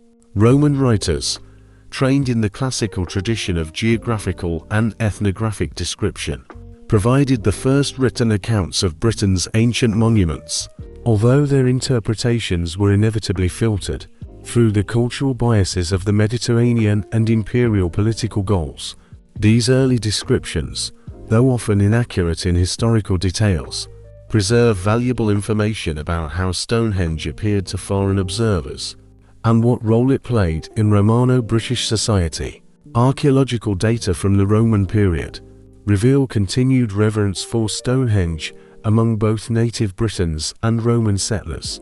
Excavations around the monument discovered a significant amount of Roman pottery, coins, and personal ornaments dating from the 1st to 4th centuries AD, indicating regular visits by people carrying the material culture of Roman civilization. The distribution pattern of these artifacts suggests that Stonehenge served as a place of pilgrimage, where visitors from all over Roman Britain came to participate in religious ceremonies that blended traditional Celtic practices with Roman religious innovations. Roman coins found at Stonehenge serve as particularly compelling evidence of the monument's enduring sacred significance during the imperial period. Numismatic analysis identified coins from all over the Roman world, including mints from Rome itself, Gaulish mints, and provincial workshops scattered throughout the empire. The presence of coins from such diverse sources indicates that Stonehenge attracted visitors from far beyond the borders of Britain. This suggests that knowledge of the monument's significance spread throughout the Roman world through military service, trade links, and religious networks. The chronological distribution of Roman coins at Stonehenge reveals patterns of visitation corresponding to general historical processes in the empire. Peak periods of coin offerings occurred in the 1st and 2nd centuries when Roman rule in Britain was most stable and economic prosperity facilitated long-distance travel for religious purposes. A secondary peak in the 4th century coincides with a revival of interest in traditional religious sites that accompanied the rise of Christianity to official status. Both pagan and Christian communities sought to claim ancient sacred places for their own needs. Many of the Roman coins found at Stonehenge bear traces of deliberate damage or modification, indicating their use in ritual contexts rather than ordinary commercial transactions. Coins with holes punched in the center may have been worn as amulets or attached to clothing during ceremonies. Others have signs of deliberate bending or breaking practices associated with votive offerings. In both Celtic and Roman religious traditions, the careful placement of these damaged coins in specific locations around the monument indicates that the offering of coins followed established ritual protocols that govern proper behavior within the sacred precinct. Roman pottery found at Stonehenge demonstrates the advanced ceramic traditions that developed in Romano-British workshops during the 1st through 4th centuries. Samian ware from Gaulish workshops appears alongside locally produced greywares and specialized religious vessels that show influences from multiple cultural traditions. The presence of complete vessels in ritual contexts suggests that pottery offerings continued the Bronze Age tradition of depositing valuable objects within the monument.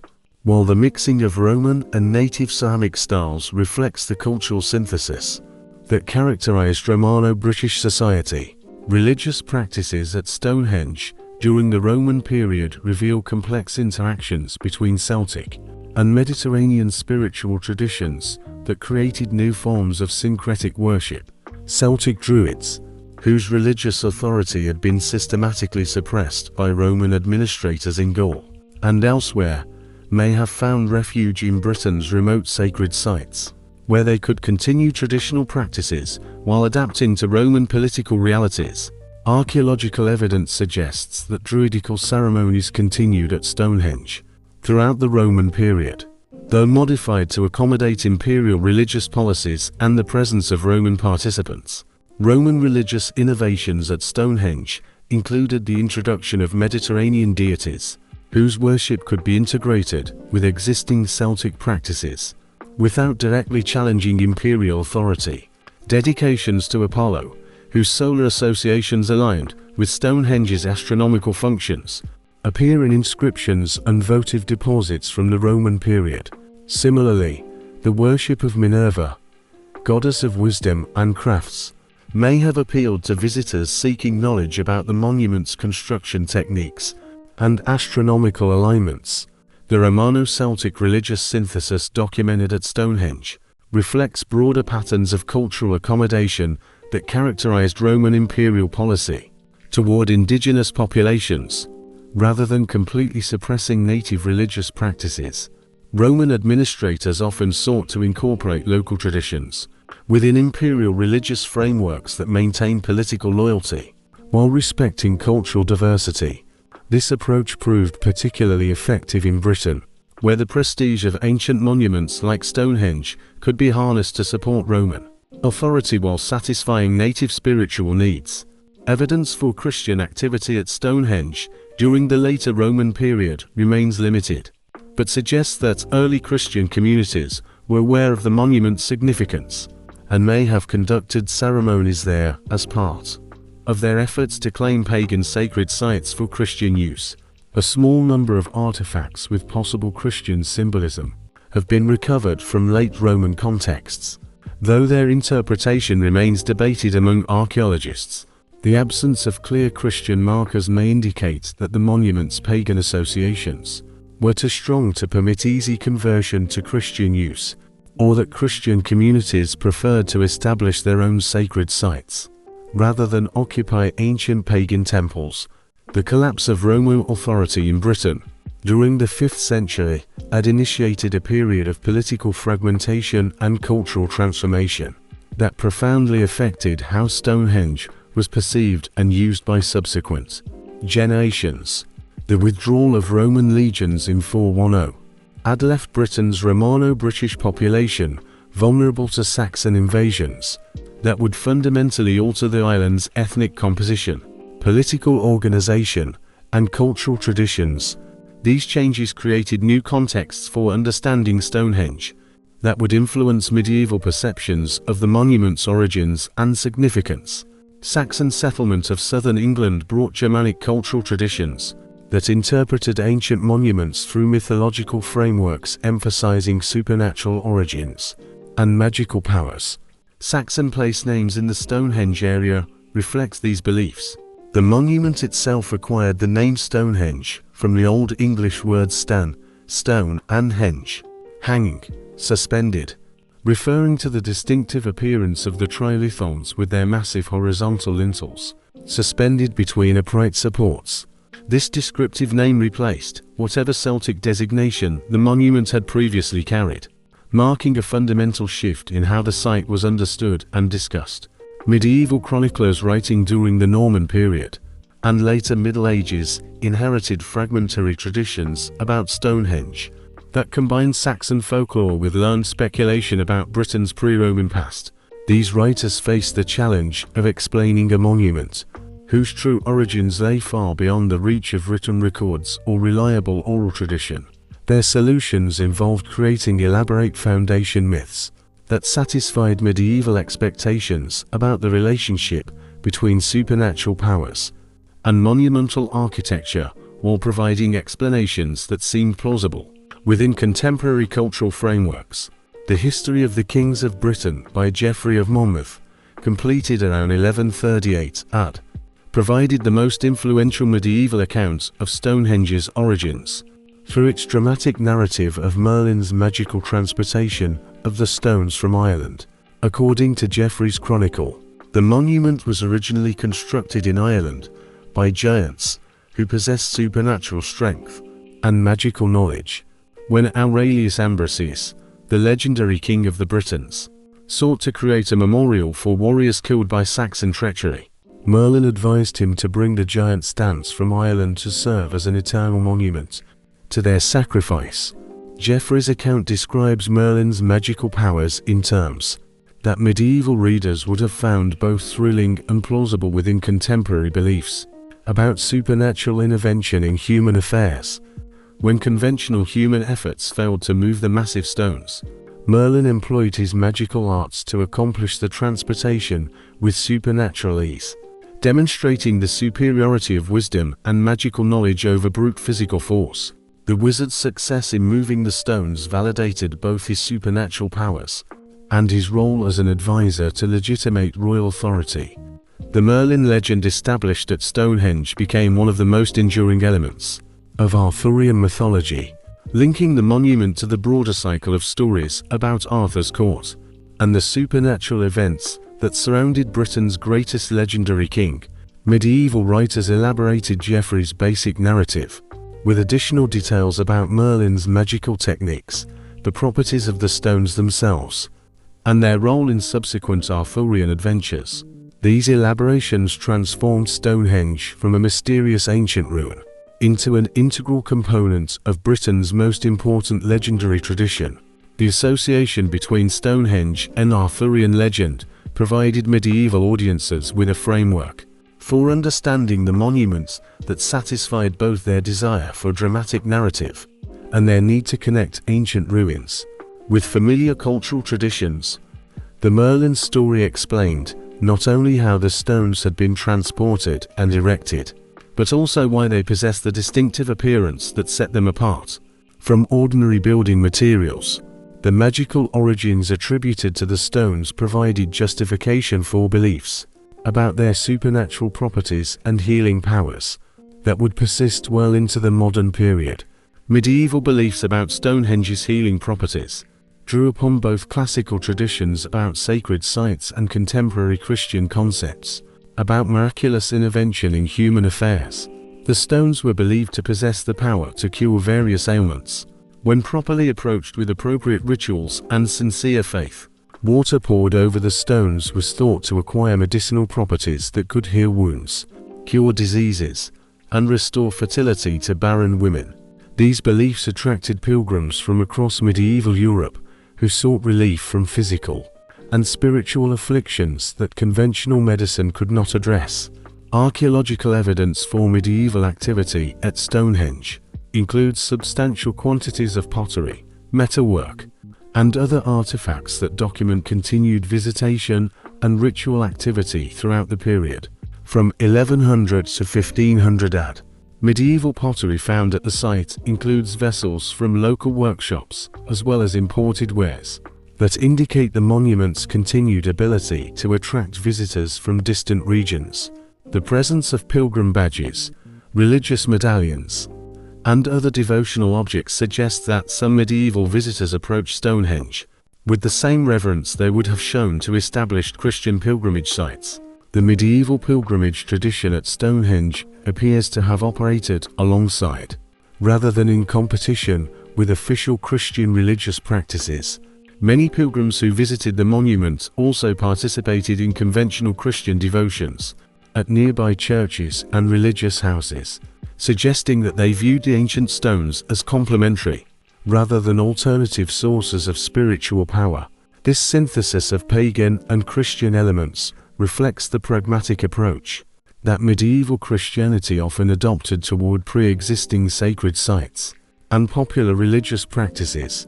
Medieval chronicles and local traditions preserved numerous stories about supernatural events that allegedly occurred at Stonehenge during the post-Roman period.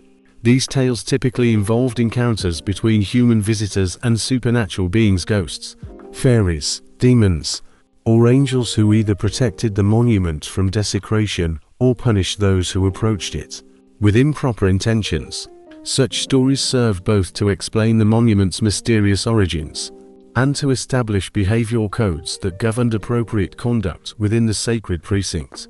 Supernatural guardians associated with Stonehenge in medieval folklore reflected contemporary beliefs about the relationship between the living and the dead, the natural and supernatural worlds, and the proper maintenance of sacred sites. Stories about ghostly warriors who defended the monument from vandalism reinforced beliefs about the continued presence of ancient spirits while providing practical protection against stone rubbing and other forms of damage. Rare medieval artistic representations of Stonehenge provide valuable insights into how the contemporary audience visualized the monument and understood its significance within broader cultural contexts. In book miniatures, the stones were often depicted as more regular and architecturally perfect than they actually are, reflecting medieval ideas about monumental architecture. These images often feature the figures of Merlin or other legendary characters. The preservation of folklore traditions around Stonehenge throughout the Middle Ages demonstrates the monument's integration into regional culture. Even in the absence of large-scale rituals, local communities maintained rules of conduct for the site, observed seasonal customs that included the monument in the agricultural calendar, and told stories linking the stones to the history of local families. Medieval administrative records occasionally mention Stonehenge in context revealing its legal status and economic importance within the feudal system of land ownership.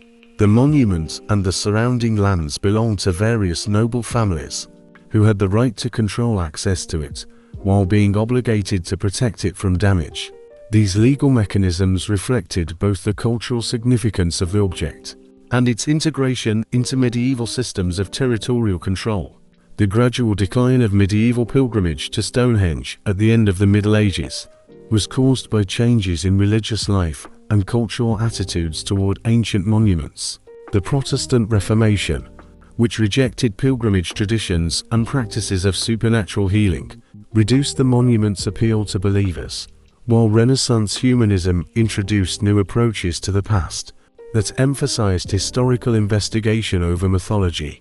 These changes initiated the transformation of Stonehenge from a living religious site into an object of antiquarian curiosity, which became characteristic of the monument's perception in the early modern period. By the 17th century, a new generation of scholars arrived at Stonehenge, armed with measuring instruments, notebooks, and systematic observation methods. These antiquarians, as they came to be known, made the first attempts to study ancient monuments through documentation, rather than mythological speculation. John Aubrey became the most significant figure in 17th century Stonehenge studies, thanks to his pioneering application of a systematic approach. Born in 1626 to a wealthy family in Wiltshire, Aubrey possessed both the resources for research and intellectual curiosity. His method reflected the spirit of the scientific revolution of the time, placing empirical observation above the authority of traditions. The first systematic survey of Stonehenge, conducted by Aubrey in 1666, established new standards for archaeological documentation. Using techniques borrowed from surveying and engineering, Aubrey created the first accurate plan of the monument, which indicated the positions of all surviving stones, the locations of fallen trilithons, and the relationships between architectural elements. His measurements, made with chains and surveying instruments, reached a level of accuracy that was not significantly surpassed until the advent of modern topographical survey methods in the 20th century. The discovery of the Aubrey holes during the 1666 survey was one of the most significant archaeological finds of the 17th century. Although Aubrey himself did not fully understand their significance or original function, his careful documentation of these circular depressions, arranged in a precise ring inside the monument's earthwork, served as the first evidence of the complex multi-phase history of Stonehenge's construction. The fact that Aubrey recognized these features as artificial rather than natural demonstrated the developed observation skills that distinguish serious antiquarian research from an ordinary visit to a monument. The written descriptions of Stonehenge left by Aubrey combined meticulous technical documentation with broad reflections on the origin and cultural significance of the monument, reflecting the intellectual debates of the time about Britain's prehistoric past. His rejection of Geoffrey of Monmouth's legend of Merlin in favor of more naturalistic explanations marked a crucial transition from a mythological to a proto-scientific approach. In archaeological interpretation, Aubrey argued that Stonehenge must have been built by humans using methods that, while impressive, did not require supernatural intervention or magical powers. The cultural attribution proposed by Aubrey for Stonehenge reflected both the limited historical knowledge available to 17th century scholars and his contemporary political context. Lacking reliable information about the prehistoric inhabitants of Britain, Aubrey attributed the construction of the monument to the Druids, a caste of Celtic priests, described by classical authors such as Caesar and Tacitus. This attribution satisfied the expectations of the time regarding the connection between monumental architecture and organized religion, providing a culturally acceptable explanation that avoided both pagan superstitions and ancient precedents capable of challenging Christian historical narratives. Aubrey's theory about the Druids gained widespread acceptance in educated circles because it solved several interpretative problems that had long puzzled observers. The reputation of the Druids as experts in astronomy, recorded in classical sources, provided a plausible explanation for Stonehenge's celestial alignments and its complex architectural planning. Their association with sacred groves and natural temples provided a basis for understanding why the ancient Britons invested enormous resources in building a monument, rather than practical projects. Most importantly, the eventual suppression of the Druids by Roman authorities explained why knowledge of the monument's construction methods was lost, and why later populations in Britain seemed incapable of such architectural achievements. The influence of Aubrey's Druid theory extended far beyond academic circles, shaping the popular understanding of British prehistory for the next 3 centuries. His attribution offered a romantic and culturally appealing explanation that satisfied both scientific requirements for naturalistic causality and the popular craving for dramatic historical plots. The image of druids in white robes conducting mysterious ceremonies inside stone circles became one of the most enduring elements of British cultural mythology, influencing everything from antiquarian research to modern neo-pagan religious practices. The extensive research on Stonehenge, conducted by William Stukeley in the early 18th century, was based on Aubrey's pioneering work, but also introduced new methodological approaches that contributed to the further development of archaeological science. Stukeley, born in 1687 in Lincolnshire, combined a medical education with a passionate interest in antiquarian research and religious reflection. This led him to conduct the most comprehensive study of Stonehenge attempted in the pre-Romantic period. His fieldwork, conducted primarily between 1720 and 1724, included multiple visits to the monument at different times of the year and under different weather conditions, allowing him to notice details invisible to casual visitors. Stukeley's methodological innovations included the systematic use of artistic documentation to supplement written descriptions and numerical measurements. His detailed sketches of Stonehenge, executed with great artistic skill and technical accuracy, created a visual record of the monument's condition in the early 18th century, which remains a valuable source for modern conservation efforts today. These illustrations capture details of stone weathering, structural damage, and architectural connections that would be difficult to convey in words alone. The accuracy of Stukeley's drawings has been confirmed by comparison with modern photographs and laser scanning data. He correctly conveyed the characteristic shapes of individual stones, the patterns of weathering and lichens on their surfaces, and the subtle variations in color and texture of the geological materials. This level of detail required long periods of observation and serious artistic training. The discovery and documentation of the avenue became one of Stukeley's most important contributions to the study of Stonehenge. Through careful observation on the ground and measurements, Stukeley traced the path of the avenue from the entrance of the monument to the River Avon, recognizing it as an artificial earthwork that was an integral component of the complex. His recording of the avenue's orientation toward the summer solstice sunrise provided crucial evidence of Stonehenge's astronomical functions, although he interpreted these alignments within a religious framework, emphasizing sun worship by the Druids rather than practical calendar keeping. The theoretical framework developed by Stukeley for the interpretation of Stonehenge reflected both the intellectual complexity of early 18th century science and the religious questions of the time. Stukeley's acceptance of Anglican priesthood in 1729 deeply influenced his archaeological interpretations. He began to view ancient monuments as an expression of a primitive monotheistic religion that foreshadowed Christian revelation. This theological perspective shaped his understanding of Druid practices, emphasizing moral and spiritual instruction rather than practical goals.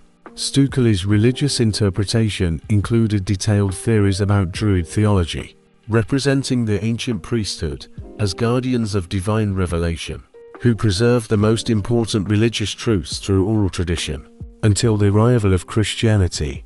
According to this concept, Stonehenge served as a temple where Druids conducted ceremonies glorifying the unity of God and teaching followers moral principles consistent with Christian teachings.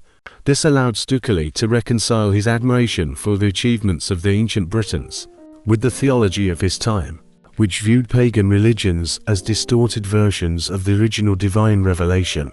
Stukeley's astronomical theories represented a significant step forward in understanding the monument's connection to celestial phenomena, although his conclusions often went beyond what the archaeological evidence allowed.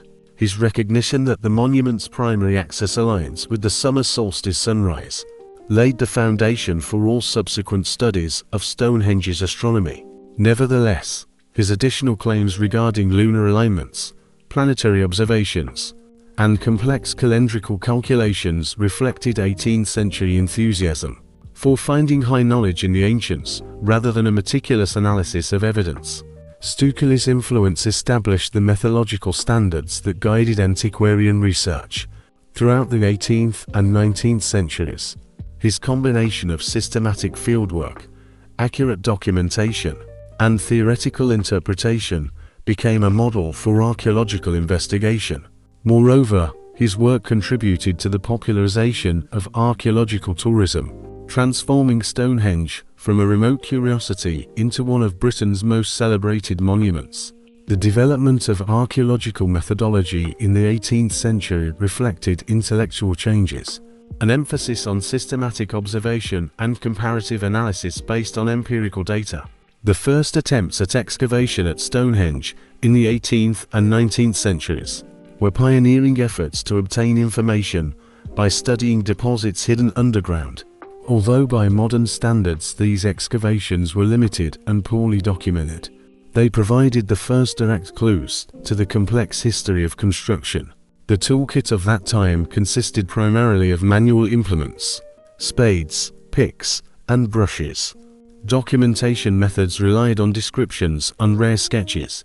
The discovered artifacts, pottery fragments, flint tools, bronze instruments, and human remains confirmed theories of the site's great antiquity. Ceramic assemblages demonstrated links to regional traditions, while possessing features characteristic of ceremonial sites.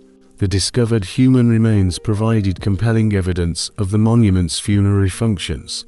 Fragments of cremated bones in various parts of the monument proved that burial was an important component of the ceremonies, while the rituals themselves remained a mystery to 18th and 19th century researchers. The presence of both burned and unburned remains pointed to complex traditions that had evolved over centuries. The theoretical foundations that guided scholars of that time reflected contemporary ideas about cultural evolution and the link between technical capabilities and social organization. These interpretive approaches, though they often seem problematic from a modern perspective, represented serious attempts to understand prehistoric societies.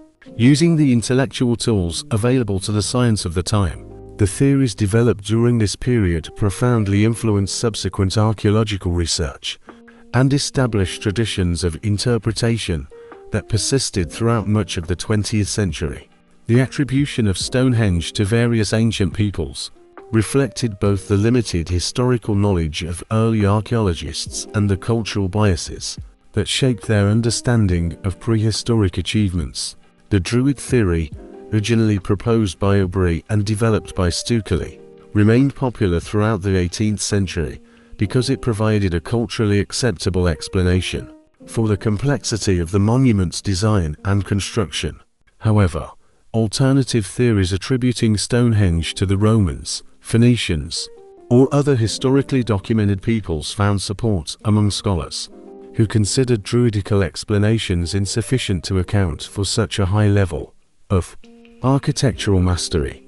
The theory of Roman origin received particular support in the late 18th and early 19th centuries, when archaeological surveys revealed extensive traces of Roman activity in the Stonehenge area.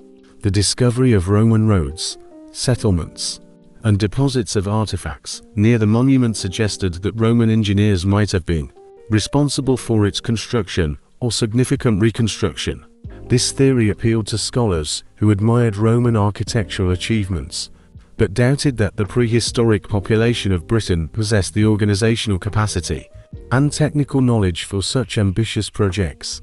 Debates over the cultural affiliation of Stonehenge reflected broader intellectual tensions between concepts of technological progress and cultural development, characteristic of 18th and 19th century thought.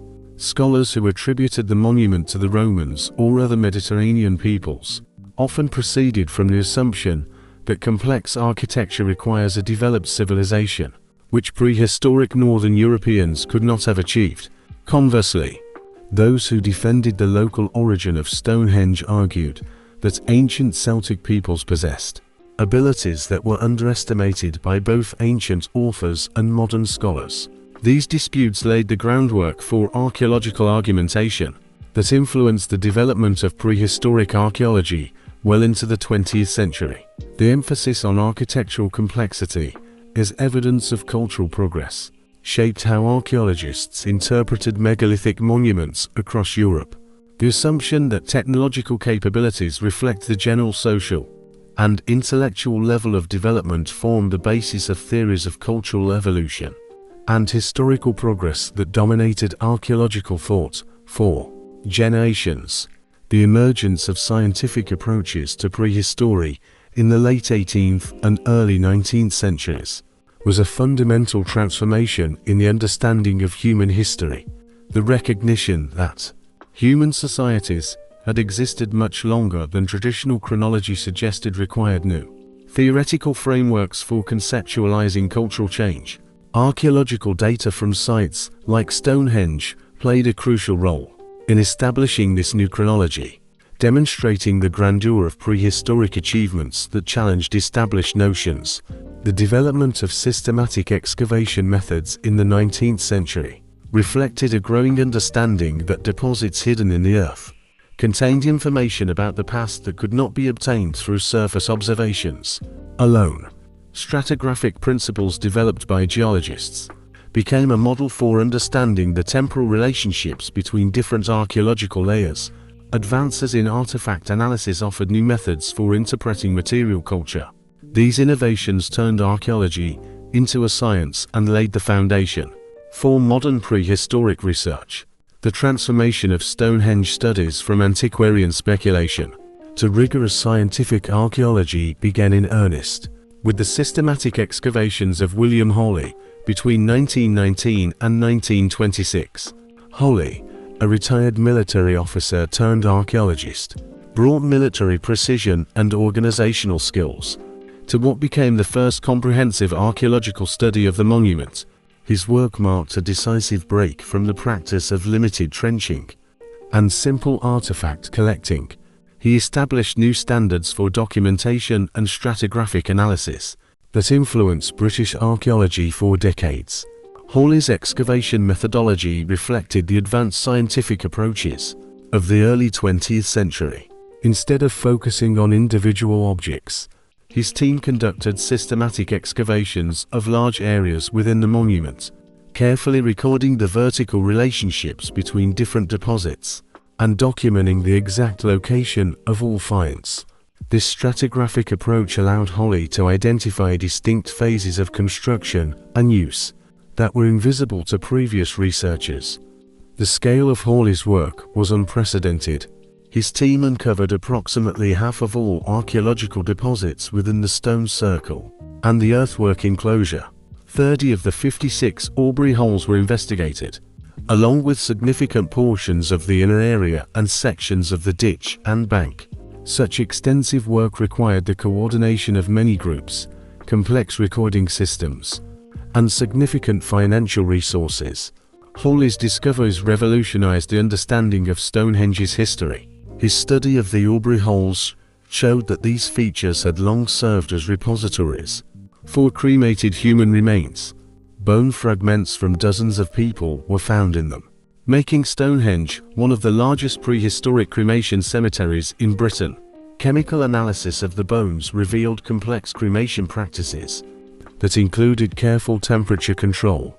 Bodies were burned at temperatures exceeding 800 C, which required specially constructed pyres, vast amounts of fuel, and technical knowledge. The bone fragments bore traces of deliberate selection. Specific anatomical elements were chosen for burial, while others were apparently disposed of differently. The ceramic collections gathered by Hawley provided crucial evidence for dating the construction phases and identifying cultures. Ceramic sequences revealed continuous use of the site from the late Neolithic to the Bronze Age. The presence of grooved ware in the earliest layers confirmed the monument's Neolithic origin, while Belbeker pottery from later contexts documented the cultural transitions that accompanied the sarsen stone construction phases. Hawley's investigation of the stone structures revealed a sequence of bluestone arrangements that preceded the final configuration. Excavations of holes and packing layers proved that the bluestones were installed, dismantled, and rearranged several times, revealing the dynamic nature of prehistoric rituals. Despite the groundbreaking nature of Hawley's work, it also revealed the limitations of early 20th century archaeology. The lack of reliable absolute dating methods, such as radiocarbon analysis, meant that chronological links remained largely speculative. Due to a lack of comparative data from other sites, cultural interpretations were preliminary.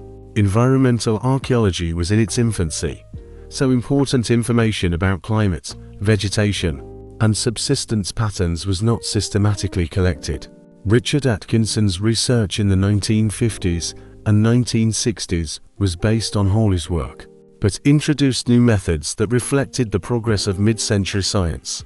Atkinson, a professional archaeologist with vast experience, possessed the theoretical depth and technical knowledge that allowed him to resolve questions that had remained unanswered since Hawley's time. His work focused on understanding construction techniques and chronology through the careful analysis of structural evidence and artifact assemblages. Atkinson's most significant contribution was his detailed analysis of the methods for working with sarsen stone and the engineering techniques used to erect the massive trilithons. The study of stone holes, joint systems, and surface treatments revealed sophisticated carpentry techniques adapted for stone, mortise and tenon joints, tongue and groove connections, and meticulously calculated load distributions. These discoveries proved that the monument's builders possessed engineering knowledge that rivaled achievements in other parts of Europe. Experimental archaeology under Atkinson's direction provided key insights into the practical challenges of megalithic construction and labor requirements. His team's attempts to move stone replicas using prehistoric technologies showed that transporting the heaviest monoliths required the coordinated efforts of several hundred people, while raising the trilithons demanded complex lever systems and extremely precise positioning. These experiments allowed for the establishment of minimum estimates for labor and time, helping to quantify the social investment represented by the monument's construction. Atkinson's analysis of the bluestone arrangements within the monument revealed additional evidence of the complex sequence of modifications that characterized the site's development.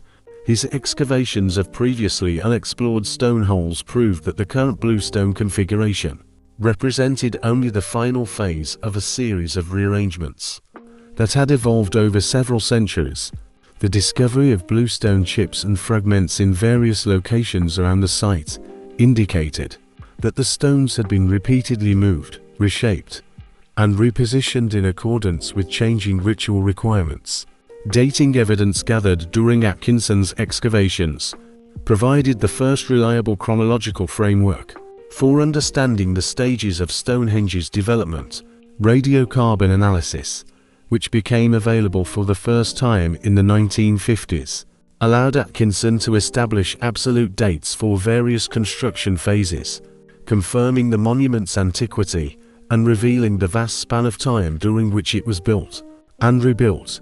These dates showed that the construction of Stonehenge began in the late Neolithic and continued until the early Bronze Age, spanning more than 1,500 years of continuous development.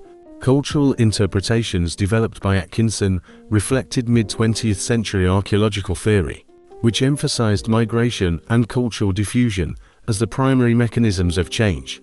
His analysis of artifact assemblages and architectural techniques led to the suggestion that different phases of Stonehenge reflected the arrival of new populations with distinct traditions and technical capabilities. The bluestone phase was attributed to migrants from Wales, while the sarsen construction was linked to the influence of the bell beaker culture from continental Europe. Atkinson's work also established new standards for presenting archaeological research to the general public through his popular books and media appearances, which made the study of Stonehenge accessible to a wide audience. His books and television programs explained complex archaeological evidence in simple language, while maintaining scientific accuracy and methodological rigor. This public recognition helped establish archaeology as a legitimate scientific discipline, and ensured support for further research and the preservation of important prehistoric monuments. The limitations of Atkinson's work became apparent in subsequent decades, as new methodological approaches revealed the complexity of factors that influenced Stonehenge's development. His emphasis on migration and cultural replacement underestimated the role of the local population, while his focus on architectural sequences left important aspects of ritual practice, symbolism, and ecology in the shadows. Environmental factors, social organization, and economic systems received only limited attention in interpretations, where cultural historical narratives prevailed over broad anthropological analysis. The Stonehenge Riverside Project. The Stonehenge Riverside Project started in 2003 under the leadership of Mike Parker Pearson, represents the most comprehensive archaeological investigation of the monument and the surrounding landscape in history. This international collaboration brought together specialists from various disciplines to solve fundamental questions about the purpose, construction, and cultural significance of Stonehenge, using advanced scientific methods unavailable to previous researchers. The scope of the project went far beyond the monument itself, covering the entire ritual landscape of the Salisbury Plain. The theoretical framework of the Stonehenge Riverside Project reflected modern archaeological approaches that emphasized landscape archaeology, social complexity, and the integration of multiple lines of evidence. Instead of studying only the architectural development of the monument, the project investigated the broader social, economic, and religious systems that made such ambitious projects possible. This holistic approach required collaboration between archaeologists, geologists, chemists, astronomers, and other specialists. Excavation methods for the project included the most modern approaches. High-precision surveying equipment allowed for the recording of the exact positions of all objects and artifacts, while complex sampling strategies ensured the systematic collection of ecological data and evidence for dating. Digital documentation systems allowed for the creation of databases for statistical analysis and computer modeling, revealing patterns invisible to traditional methods. The investigation of the cremation cemetery inside Stonehenge revealed the full scale of its funerary functions and the complexity of the rites performed there for centuries. Systematic excavation and analysis of cremated remains across the territory showed that the cemetery contained the burials of at least 150 people, making it one of the largest prehistoric cremation necropolises in Britain. The burials covered the entire period of the monument's active use, from approximately 3000 to 1600 BC. Advanced analytical methods provided unprecedented information about the origins of the people buried at Stonehenge. Strontium isotope analysis showed that many individuals grew up in regions far from the Salisbury Plain. Isotopic signatures point to Wales, Scotland, and continental Europe. This evidence of high mobility confirmed Stonehenge's status as a monument of international significance. Osteological analysis revealed demographic patterns and health status. Among those buried were people of all ages and both sexes. Although adult males were found slightly more frequently, traces of healed injuries and chronic diseases suggest that some people sought healing here, or achieved a special status due to their physical condition. The project's study of the construction sequence confirmed and refined the chronological framework established earlier, identifying additional phases of development. High-precision radiocarbon dating of organic materials provided exact dates for construction episodes. Analysis of the sarsen structures provided new evidence of engineering skill and organizational capabilities. Laser scanning of the stones documented surface treatments, joint systems, and construction marks, providing detailed information about stonework techniques and assembly procedures. This confirmed that the sarsen construction was one of the most ambitious architectural projects of prehistoric Europe. Revolutionary advances in scientific dating and analytical methods have changed the understanding of Stonehenge's chronology. Radiocarbon dating, refined through improved calibration curves, now allows for the correlation of the monument's development with general processes in Europe. Isotope analysis has become a powerful tool. Oxygen isotopes provide information about climate and seasonal mobility, while carbon and nitrogen isotopes reveal dietary characteristics. The discovery that many of the buried grew up in distant lands fundamentally changed perceptions of cultural interaction in antiquity. Ground-penetrating radar GPR surveys around Stonehenge revealed the existence of numerous previously unknown objects. Buried stone circles, wooden structures, rows of pits, and other ceremonial elements were identified. This proved that Stonehenge was only part of a vast sacred landscape covering several square miles. The discovered monuments include wooden circles that may have preceded the stone ones, and pit systems with astronomical orientations. Magnetometer surveys revealed the full scale of the avenue and identified additional linear objects that could be other processional paths. Areas of intense burning, likely sites for cremations, were also discovered. The discovery of Durrington Walls, located 2 miles northeast of Stonehenge, provided a key understanding of the domestic and ceremonial life that supported the monument. This massive henge, almost 10 times larger than Stonehenge, contains enormous wooden circles and extensive evidence of large-scale feasting and rituals. Excavations at Durrington Walls showed that this site served as a complement to Stonehenge, possibly functioning as a space for the living, while Stonehenge was reserved for the dead. The timber circles at Durrington Walls, known as the Southern and Northern Circles, were built from massive oak posts arranged in concentric rings. This created impressive wooden temples comparable in scale to the stone structures of Stonehenge. Dendrochronological analysis of preserved timber fragments allowed for precise dates of the construction of these circles, showing that they were built during the same period as the sarsen stone phase at Stonehenge. This contemporaneity suggests that both objects functioned as paired monuments within a single ceremonial system. Evidence of large-scale feasting at Durrington Walls includes an enormous quantity of animal bones, ceramic vessels, and food preparation facilities, indicating that the site hosted gatherings involving thousands of participants. Analysis of animal remains reveals that cattle and pigs were brought to the sites from across Britain, while pottery collections include vessels from multiple regional traditions.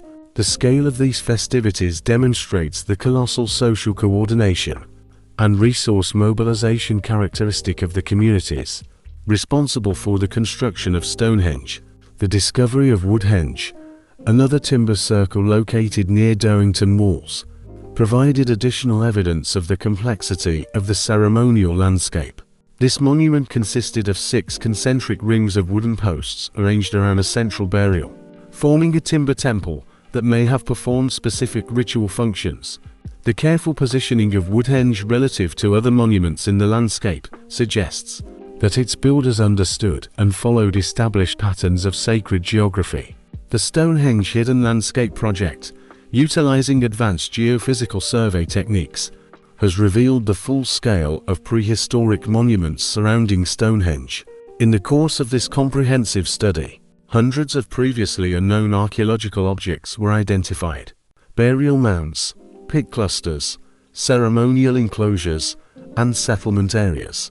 This proves the intensive use of the entire region for ritual and domestic purposes. Over many millennia, the project created detailed maps showing the distribution and interconnections of these objects, revealing landscape use patterns that were invisible to previous researchers. Among the hidden monuments were Cretaceous linear earthworks stretching 4 miles, and likely serving for processions or the marking of boundaries. The Greater Cretaceous, previously known, turned out to be part of a much more extensive system of linear monuments. These discoveries demonstrate that the Stonehenge area was subject to large-scale landscape planning that integrated many monuments into a single system. Many of these hidden monuments appear to predate Stonehenge itself. This suggests that the area was recognized as sacred and used for ceremonial purposes, long before the erection of the famous stone circle. Such landscape continuity explains why Stonehenge was built in this particular location. and how it fit into existing ritual traditions. However, even as modern archaeology has revealed unprecedented details about the construction and use of the site, Stonehenge faces challenges that would have been unimaginable to its ancient creators. The transformation of this prehistoric temple into one of the most visited cultural heritage sites in the world has created a complex tension between preservation, access, interpretation, and ongoing research. The inclusion of Stonehenge in the UNESCO World Heritage List in 1986 became formal international recognition of its outstanding universal value and established legal frameworks for its protection. This status covers not only the stone ring itself but the entire archaeological landscape of the Salisbury Plain, including Avebury. International recognition increased awareness of the monument's significance and provided access to conservation expertise and funding sources. On the other hand, World Heritage status imposed strict conservation requirements that limit the types of research and development activities, creating constant friction between the tasks of protection and study. Modern conservation issues at Stonehenge reflect the complex interaction of ancient materials with the environment. Sarsen stones, despite their apparent durability, are subject to weathering processes that have accelerated due to air pollution, acid rain, and climate change. Chemical analysis of surfaces shows that industrial emissions have changed the pH level of rainwater, creating a more aggressive environment than the stones inhabited for most of their 4,500-year history. Bluestones face different but equally serious threats due to their heterogeneous geological composition. Some of their varieties are particularly sensitive to freeze-thaw cycles, which have become more frequent, while others suffer from biological weathering caused by lichens and other organisms. Specialists have developed monitoring programs that track the rate of destruction for timely intervention. Visitor impact represents one of the most significant threats to the physical integrity of the monument. The site attracts more than 1 million people annually, creating a flow of people many times exceeding the load in prehistoric times. Soil compaction from footsteps damages archaeological layers and creates drainage problems, affecting the stability of the stones. Erosion of the chalk foundation and the stone bases required stabilization work to prevent structural damage to the trilithons. The creation of the new Stonehenge Visitor Center in 2013 was a comprehensive response to the challenges of mass tourism. The new building, located 1.5 miles to 0.4 kilometers from the stone circle, eliminated the visual intrusion of previous infrastructure and provided modern conditions to prepare visitors for the encounter with the monument. The center's design includes eco-friendly building technologies and integration into the landscape. The center's galleries use advanced technologies to present the latest discoveries.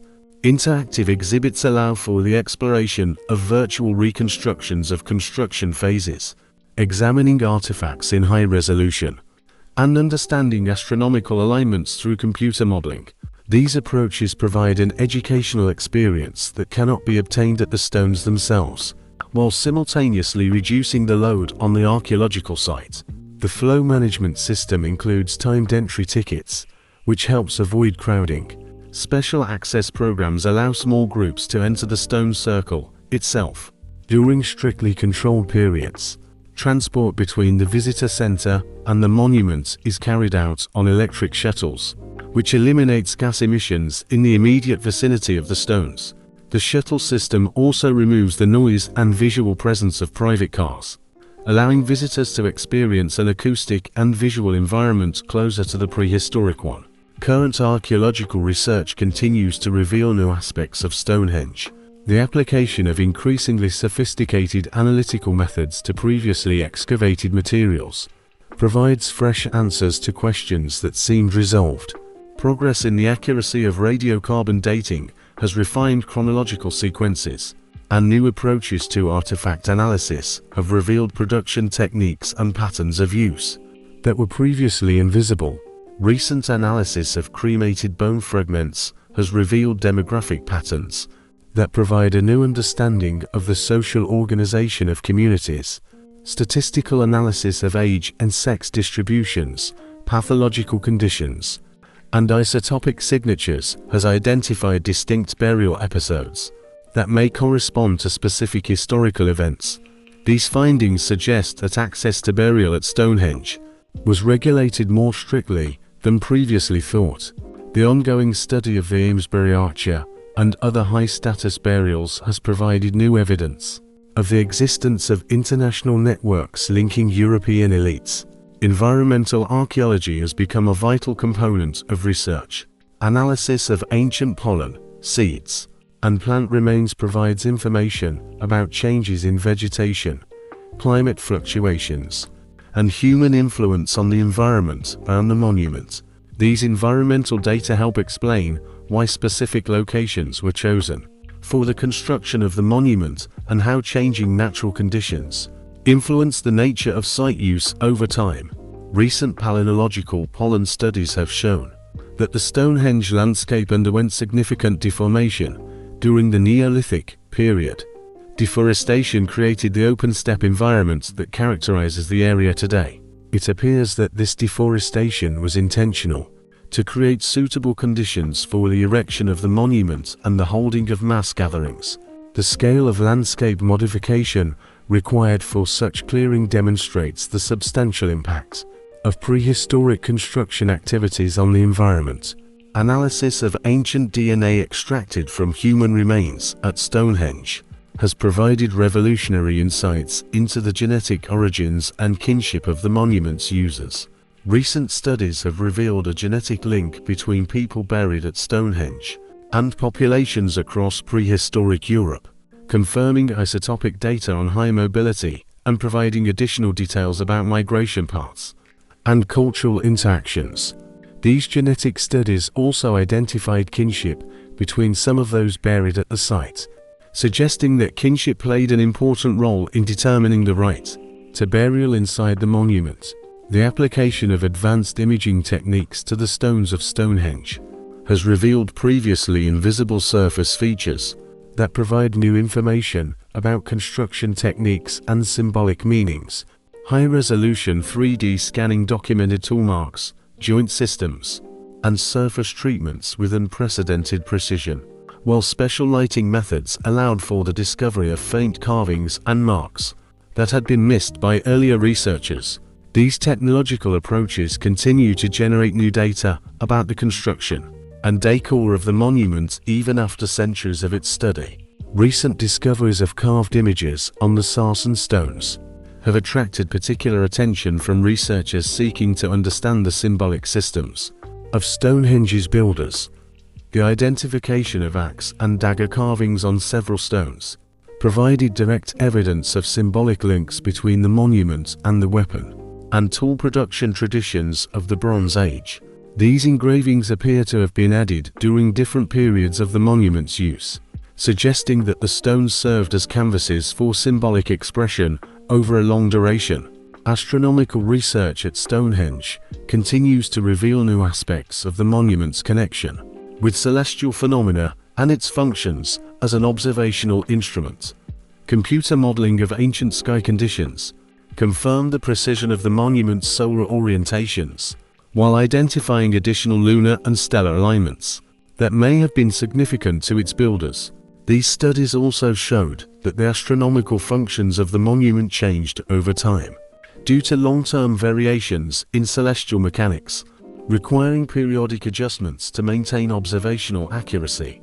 Recent studies of the monument's acoustic properties showed that the stone circle was designed to enhance sound transmission and create special audio effects during ceremonies.